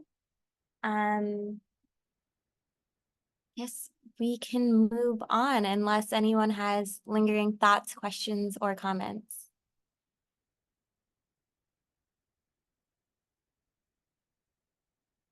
Okay. So then we will move into our update from the credit issues subgroup. And I believe, Ben, would you be giving that update? Certainly can. You just pull up the document here. But broadly, we in the credit issues subgroup, we basically discussed the idea of low and moderate income credit front loading at the meeting, and really the need for additional data to say definitively whether or not we want to front load those credits. But so we sort of quickly moved on from that and discussed broadly the frameworks that need to be put in place at the outset to allow for more targeted, basically with the LMI credits to target specifically, or I guess I'm using the word target. So basically to, with higher resolution or greater detail, target, set the low and moderate income targets appropriately as the program moves along. So right now they're set at, 8% and for installed measures, and 16 and 16, the overall 32% that we're all talking about, that, is set in statute.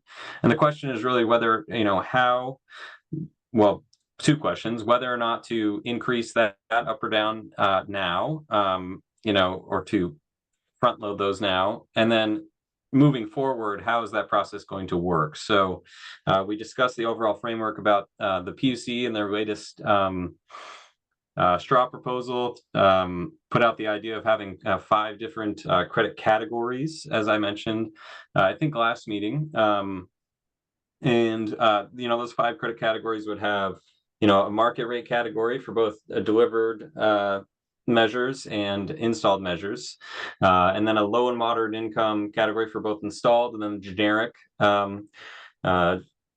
measures for both lower and moderate income. So 5 total credit categories. And we discussed broadly having those categories, could be beneficial to the functioning of the overall program in terms of, again, being able to target specific groups, both the low and moderate income groups there, without changing the overall, if we're talking about credit prices, you wouldn't have to change the credit price for everyone. You could change the credit price for just low and moderate income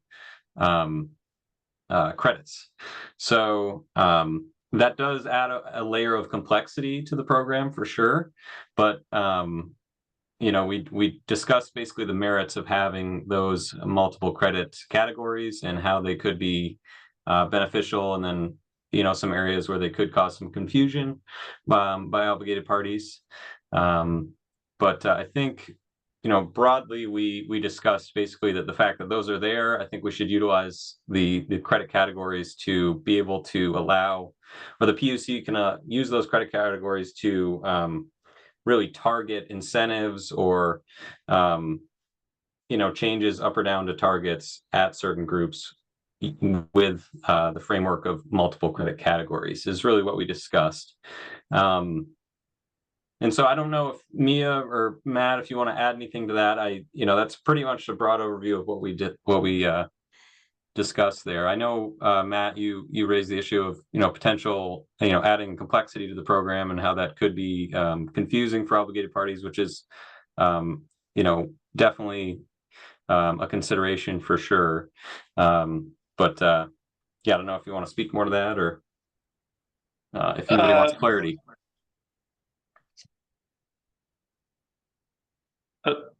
I don't want to jump the turn, and I won't bore people with the filing, but on Monday, when everyone files, you'll see the response from many of the obligated parties, credit generators, on how I understand the complexity and why you want some of this, but I'm going to pause here just to say that there needs to be, in our opinion, a dramatic change on how obligated parties report their gallons and how they report their obligations.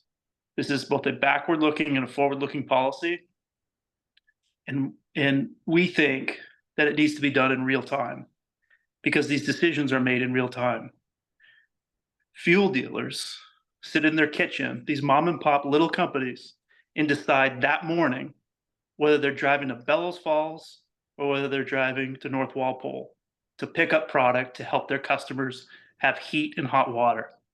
This idea that on August 1st, they're going to figure out where they're going to buy their fuel for the following calendar year and have it reported in October 15th, 26 months later. I think that works fine for the utility world. Doesn't work for this. It'll be to the detriment of the program. So what we're suggesting is quite radical. It's completely remaking the clean heat standard, requiring statute change so that all of these gallons are reported in real time, just like the existing fuel tax. And that those credits, work done to reduce greenhouse gas emissions, are associated with the actual gallons sold, not predictions made when these little companies have no idea how many gallons they're going to sell 21 months prior to filing this document. So these buckets, I understand why they're put in place, these categories. None of it matters. None of it matters because the program, the box the legislature has put the PUC in, has created a program that is completely unworkable. But there's a chance that this group, the TAG and the PUC and the Public Service Department can recognize that and put together a program that does work. Thanks. Mia? Yeah, just to take a step back to remind the group kind of how we got to, not necessarily what Matt is saying, but just the general discussion is, in Act 18, it says that the PUC shall front load credits for low and moderate income households to the extent possible. So shall is a pretty strong directive. You have to do this unless the PUC determines it's impossible. Part of our discussion with the group, which I think Matt alludes to, is it's hard to separate that out from the extent to which this whole thing is feasible, and a lot is unknown. So there's a certain point that I think most of us would agree that front loading credits would just be unfeasible. Like if you said all of the credits had to be lower moderate income credits, that would probably be hard for the market to deliver. But we don't really know where along that spectrum we could advise the PUC to act, especially if there are big questions about what the market's going to look like and how many low and moderate income credits are being generated with a sort of business as usual model. So that certainly made it hard for us to come up with specific recommendations. There are some sort of specific things we highlighted, like the fact that if the alternative compliance cost, which was, basically you can't or don't want to produce these clean heat credits on your own, you can pay the DDA or, pay this fee. If that was lower than the cost of doing low income credits, or, the same price of the credit was the same across the board for general credits versus low and moderate income credits, there'd be a huge disincentive to do the low and moderate income projects. So that's kind of the sort of parameters we're working in. And I think, Ben started drafting a memo for the group. And I think our goal is to sort of work on some of that background, give the PUC a direction on what we think they should think of if they were able to front load credits once more is known about the market, and sort of keep that option open. But we kind of discussed, I think the three of us who were on that call last time agreed that it's going to be really hard to make specific recommendations for front loading when there's so much we don't know about the market. But I do think as a group, as a subgroup, we can come back to this full group with a memo that sort of outlines our thinking and sort of suggests a way that could be moved forward on front loading in the future.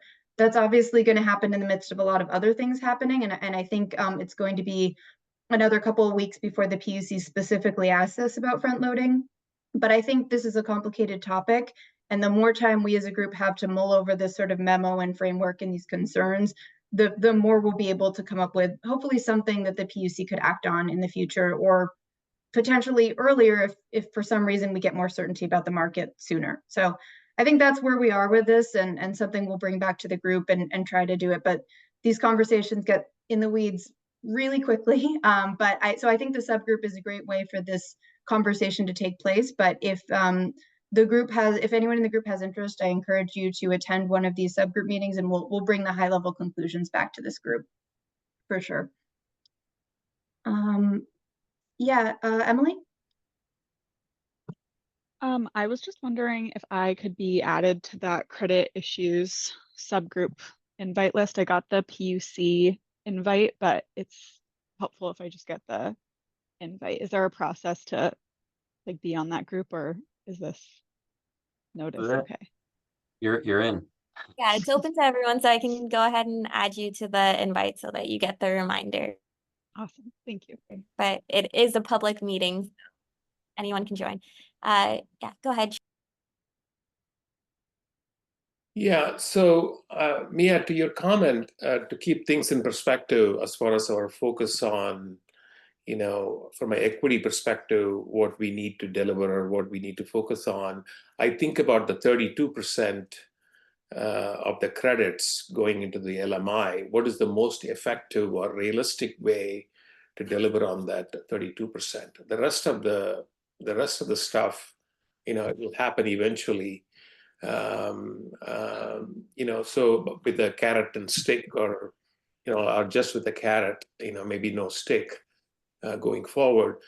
But I guess we have to think about how PUC looks at this more from a roadmap perspective. What I mean by that is, if we take the success of the VAP program through all these years, and let's just say that it represents about 5 to 10, I don't know, 5% of the 32% of the LMI to date, and it has taken 10 or 15 years to get here. What would it really take on the part of the obligated parties to accelerate that and work with the structure like VAP to get to the 32%? I think that's what we really need to help the PUC with. And I think we don't have a good baseline today. So I encourage the group to maybe define the baseline very quickly and where we are. If you're at 5% or 3% or 7%, and if it has taken 10 years to get here, then we can go back to PUC and say, if you go with a status quo approach, this is what it's going to take to get to the 32%, or if you do something different by financing and through other methodology, you could get to a higher implementation rate. So I think the conversation needs to get to that place, and I'm not really sure. We are still, trying to figure out whether this whole thing is going to work or not. But what about starting from what has already worked and try to figure out how we can step off of that? Well, I think Great. we'll have more clarity once we, oh, sorry, Ben, why don't you take that one? Okay, yeah, I was just gonna say it's an excellent point, Srini. And really, you mentioned that same point prior, and I wrote it down here, and that's definitely something I'm gonna be crunching those numbers on. Between the numbers that Mia put together for us and kind of your idea there, I was, light went off my head. It's like, that's a great, because you've been talking about the need for a data-driven approach, which I fully agree with. And I think now that we kind of are at the point where we have the data that we need, we can really model it off. The Climate Council has this graph of 90,000 homes weatherized by 2030, and we have that nice cumulative graph to show us the progress we've made. We need something similar, but on a micro scale, showing basically just low-income weatherizations. In this context, for example, how many more households can we serve, and what percentage are we at now? So I think that's an excellent idea, and I'll be doing some work on that to try to share with that group soon. All right, thank you. That's great. Chris? Do we have better idea of how the credit is funded, or the incentive that whoever owns the credit receives? Just it hasn't been real clear that throughout this whole process that's really been ironed out.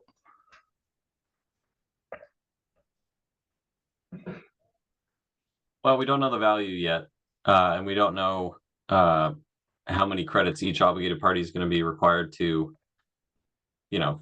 produce every year. We know that the credits are based off of greenhouse gas reduction. So yeah, we need those pieces, I think, to really determine that. That'll be. The amount isn't defined yet, but the source of funds. Yeah, I mean, I think that gets back to the ownership. somehow these obligated parties will need to get credits, you know, presumably from the owner of the credits. So I think based on the straw proposal, the PUC is hopeful that that offers some sort of incentive for people to have the clean heat measures installed in their home and then trade the credits potentially for another discount. This could happen through, you know, something like Efficiency Vermont, which could maybe offer deeper rebates than they already are, depending on how it works. But I think there's huge amounts of unknowns, and I think there's a lot of different pathways, which is, again, tied back to our group not really knowing where to go on front loading when we don't understand what the not front loaded version of this looks like. So it's, you know, again, we've been having a lot of these great conversations in the working group about kind of like what we think will happen, but there's a lot of just guesses at this point. I don't know if that answers your question, or Dominic can try to take a stab at it, but Yeah, I think please. it's there. Yeah. I'll throw my 2 cents in it as well. Chris, the first thing you asked is, where is this money coming from? Yeah. And at the end of the day, it is the obligated parties. So entities that import heating fuel into Vermont. The approach the legislature wanted to take was market-based.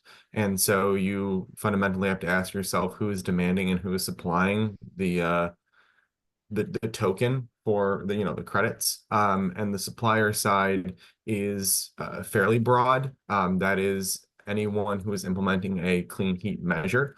And as our ownership outline, we hope makes clear, the way that those credits end up coming to market could be a couple different ways, but it's most likely going to be the installer or whichever entity has their hands in the paperwork of the installation or delivery of a clean heat measure. We are working on registration rules that will provide some more clarity on that. But at the other end of the spectrum, the only entities who are going to be demanding clean heat credits are obligated parties, because they're the only ones with a legal obligation to retire them.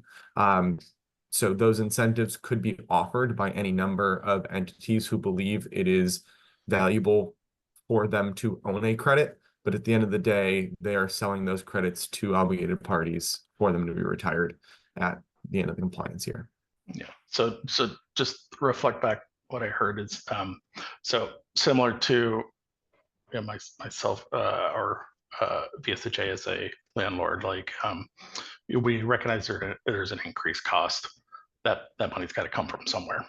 So it's either got to be from your customers, or it's got to come from alternative source. So that obligated party has to pay, you know, that fund. So it's a reasonable assumption that that's coming from their customers. You know, it sounds like there's still some incentive is about how that gets paid, but it kind of fundamentally comes down to an equity issue of, we're taking money out of pockets here and we're putting them over here. So it's, we don't have a clear idea of who pockets it comes out of. It's just, and that's just, you know, here we are in July and we have to do a final report for what, October. It's hard to assess equity when this late in the process. All right, thanks. Thanks, Chris. Any other? Go ahead, Mia. Yeah, I have a sort of a part two, if there's any discussion about this, but there's sort of another aspect to what our group discussed that I'd be happy to fill in unless there's any questions about what we talked about with front loading. Okay, so the group also discussed, so I believe that the PUC in the next couple weeks is going to be releasing a request for information and then a request for proposals about the DDA.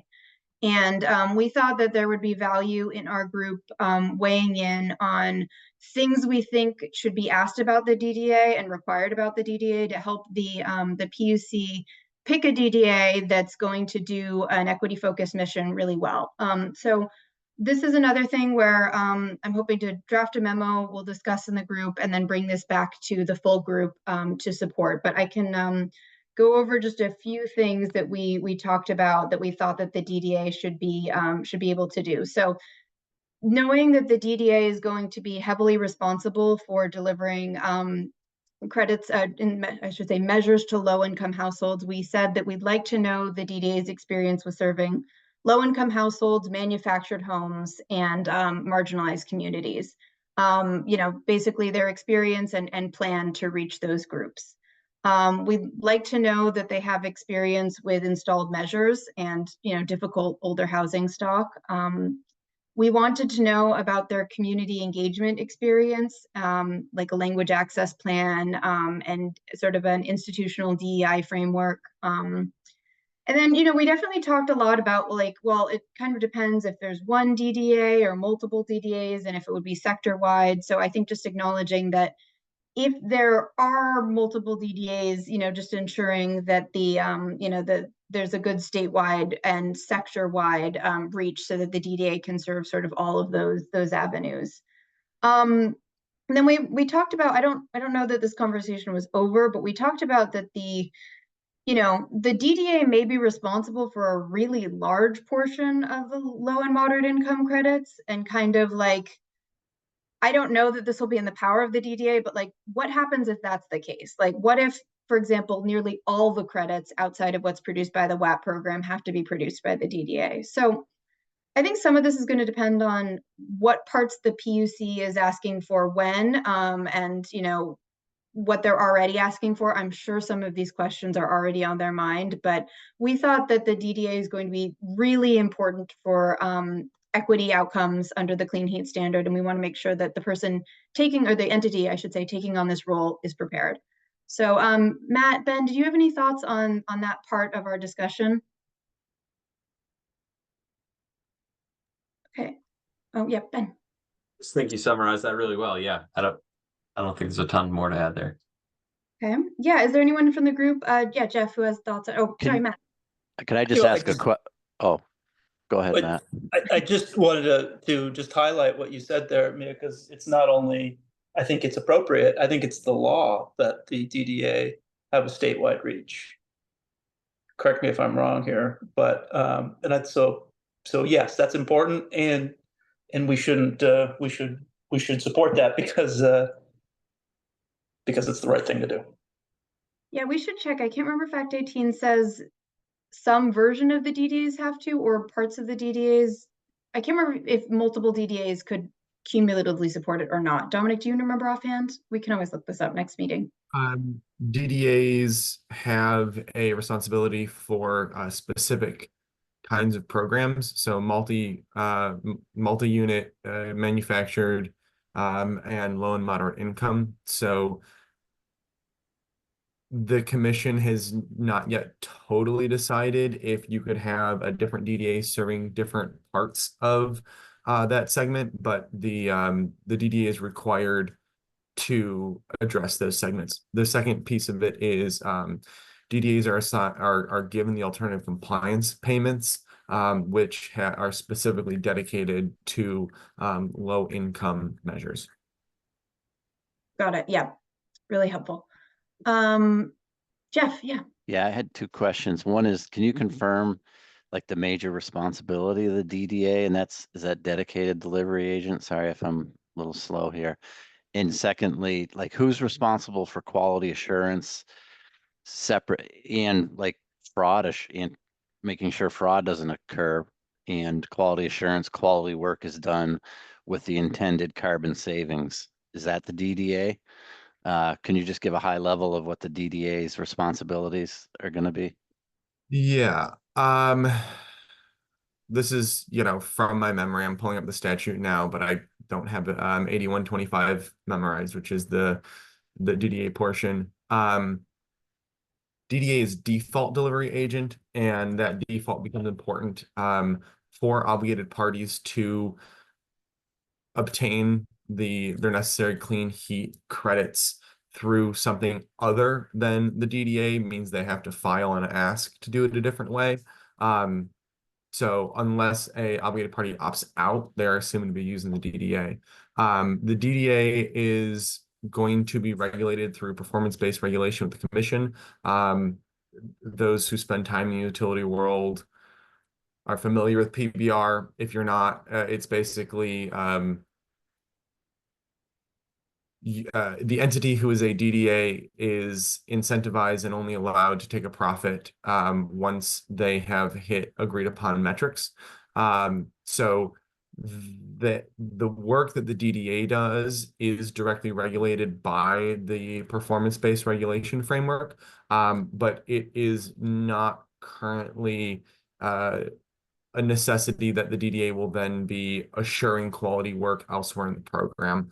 The law doesn't direct any entity to do that. The commission recognizes the importance of that role and takes inspiration from the efficiency utilities and for how they work in that space, but there's not a specific entity whose job it would be to ensure quality of work. Especially given that the commission has decided DDAs will not be directly implementing entities. So, you know, your DDA is not going to be in the home with the blower or your installation. They are more going to be a program administrator to coordinate that kind of work. I assume that comes with some sort of, you know, contractor excellence network like currently exists with EVT, but that's not assured. So they're more the banker, basically. Yeah, I think of so it like they kind of shouldn't be like doing quality assurance. Okay, that makes More sense. of If an they can make administrative, profit.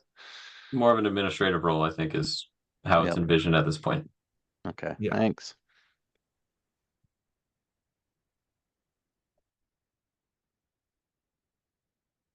Are there any other questions about that part of the subgroup's work? Okay, well, we'll try to get, oh, sorry, Emily, yeah.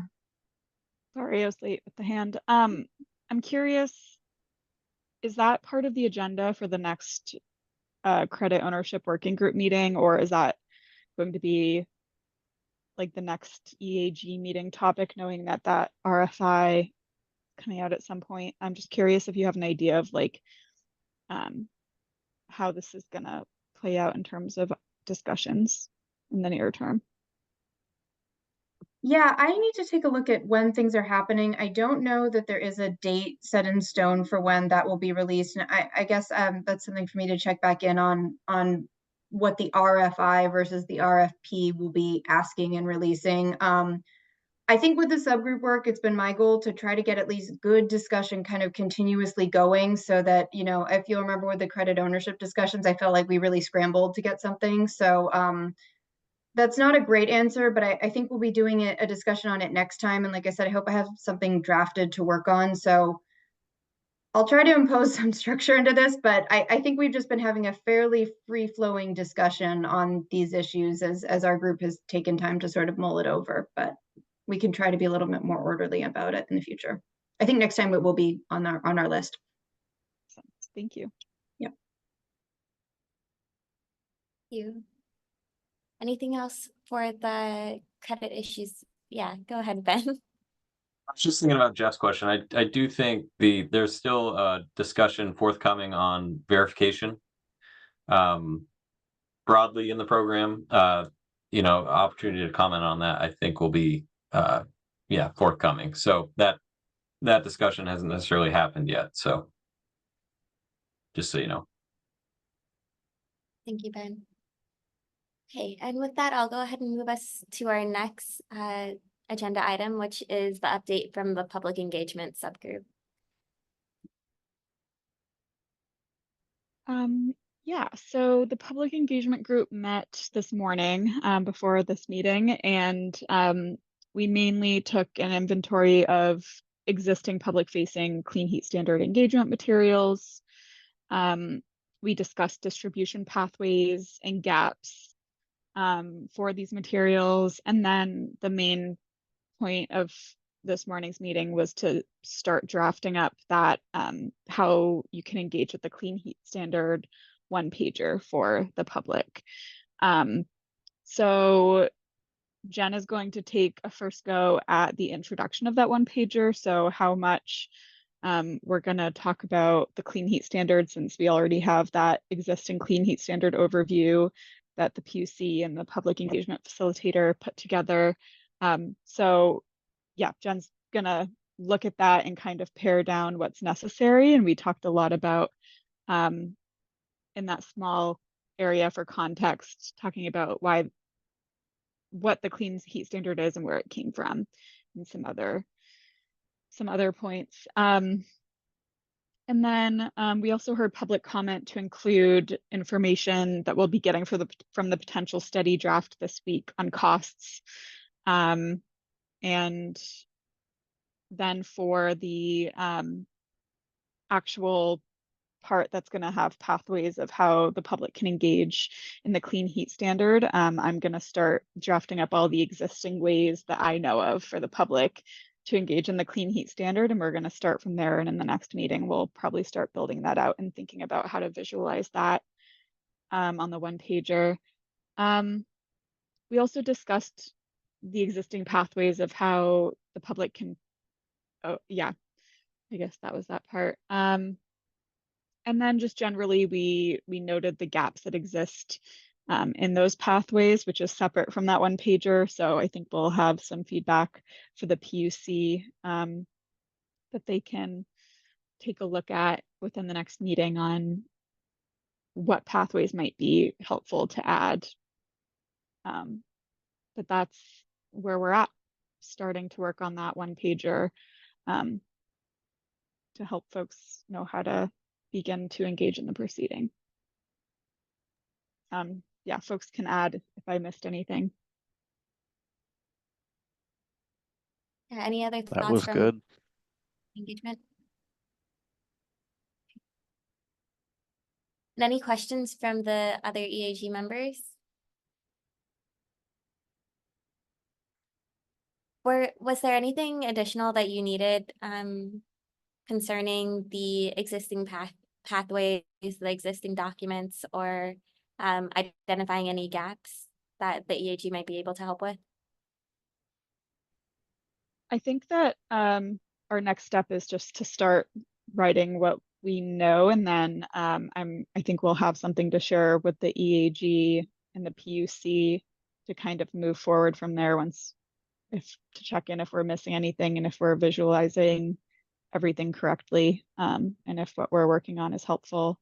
Matt listened in and did ask if we were gonna make sure the EAG had a chance to review the one pager, and our answer was definitely. We're gonna share with the EAG different iterations of the one pager, and same with the PUC before it's published, obviously, on the PUC website. So we don't yet have anything to share, but we're working on it. Thanks, Emily. Okay. Any other questions for the public engagement subgroup? Perfect. Well, then we can move straight on into next steps. So I only have a few this time. So to add a conversation on legislative fixes for the August meeting, so the next meeting, for Mia to send around her data Excel sheet again, but with the correction to the renter by fuel type column, and adding to the agenda a couple of minutes to check in on renter and rental property owners, and we'll also have a further conversation about minorities, Vermonters of color, and Indigenous groups. Is there anything that I missed? Yeah, I will make sure that me and Nashira connect with Ben about just anything that needs to be done during the next meeting, and then Michelle Keller from the TAG, and make sure she is still able to come, and then make sure Virginie also has the link and invite that she needs. So we'll touch base about that again and make sure everyone has all the stuff they need to run this in when I'm out. Sounds good. Alrighty. Since we have the time, do you want to do one more public comment opportunity? Sure. We'll open it up if there are any other comments or questions from the public. Again, you have 2 minutes, and then we'll circle back to you.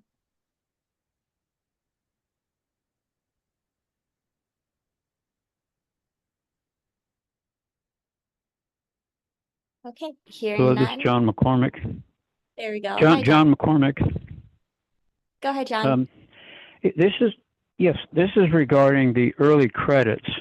It's possible that the weatherization assistance program in the 2 years that would be eclipsed in the early credits will have treated 2,700 homes. Every one of those homes has a particular story about how much CO2 has been eliminated, the kind of actions that were applied to that home. Who would have to handle all that data transfer to the Public Utility Commission, and how would it all be verified? We're talking about 2,700 individual cases that would have some impact on how much CO2 is reduced and et cetera. Can anyone discuss that? Perhaps Jeff Wilcox might? Oh, I have no idea. I mean, I know how we track our data, but that's all. I can't speak to it as far as how it affects the clean heat standard. I have no idea. We have a hand up from Ben, so Ben, go ahead. I think what you're getting at is really looking at the final, savings claims or MMBTUs reduced from each weatherization project, which can then be equated to a greenhouse gas reduction for each weatherization project. Once we know the credit values, how much greenhouse gas reduction each credit represents, then we can equate that, and pair it with, the greenhouse gas savings from each weatherization project, so on and so forth, and then, assign a number of credits to each project completed. I believe that's how the early action credits are gonna work, and same with heating system replacement. They'll look at the fuel replaced versus the new fuel used, and the estimated greenhouse gas reduction from that new measure being installed. The Clean Heat Standard is in the opinion dynamics. The PUC's consultant is in the process of making a technical reference manual for the Clean Heat Standard that will characterize each and every one of the measures that is eligible for credits within the Clean Heat Standard. So that'll be referenced for average savings where there's not specific savings reported for each job. And the responsibility for verifying all of that rests with whom? The Public Utility Commission? The Department of Public Service. We have 20 Department of Public, but again, from an administrative standpoint, we may be talking about 2,700 homes, thousands of actions that were taken. All those homes may have different profiles of what was actually done. I mean, you're going to have to hire a team of people to just do the paperwork. We already have a in-house EM&V or energy measure, verification team that does the same work for the tier 3 requirements. And then again, we lean heavily on the technical reference manuals that have been created for the average, for basically the measure characterizations. But you're not wrong. Yeah, it's going to be a tremendous amount of information. And that's why I mentioned earlier to Jeff that, the verification conversation is forthcoming. The department is internally, we are gearing up for this and making contingency plans to be able to handle this new responsibility. And I think we have a number of systems in place that will allow us to be able to deal with it. So it's a very timely comment, though, John, for sure. It's definitely a large amount of work. We also have Jeff with his Well, hand thank you for your comment. Yeah, John, sorry for my quick response. We definitely track all our measures and screen them in existing databases. Ben knows, he used to work in weatherization. So I just couldn't comment on but that was great information, Ben. I didn't know a lot of that because I'm not involved in that side of it, but thank you. Sure thing. Thank you. Any other questions or comments from the public? No, thank you. Great. And with that, I will hand it over to Mia to close. Okay, any last minute questions, comments, follow-ups from the EAG members? Okay, hearing none, I'll call this meeting to a close. Great discussion, everybody, and I won't see you next week, but we'll make sure everything's set up. Thanks. Thank you, everyone. Everyone. Bye.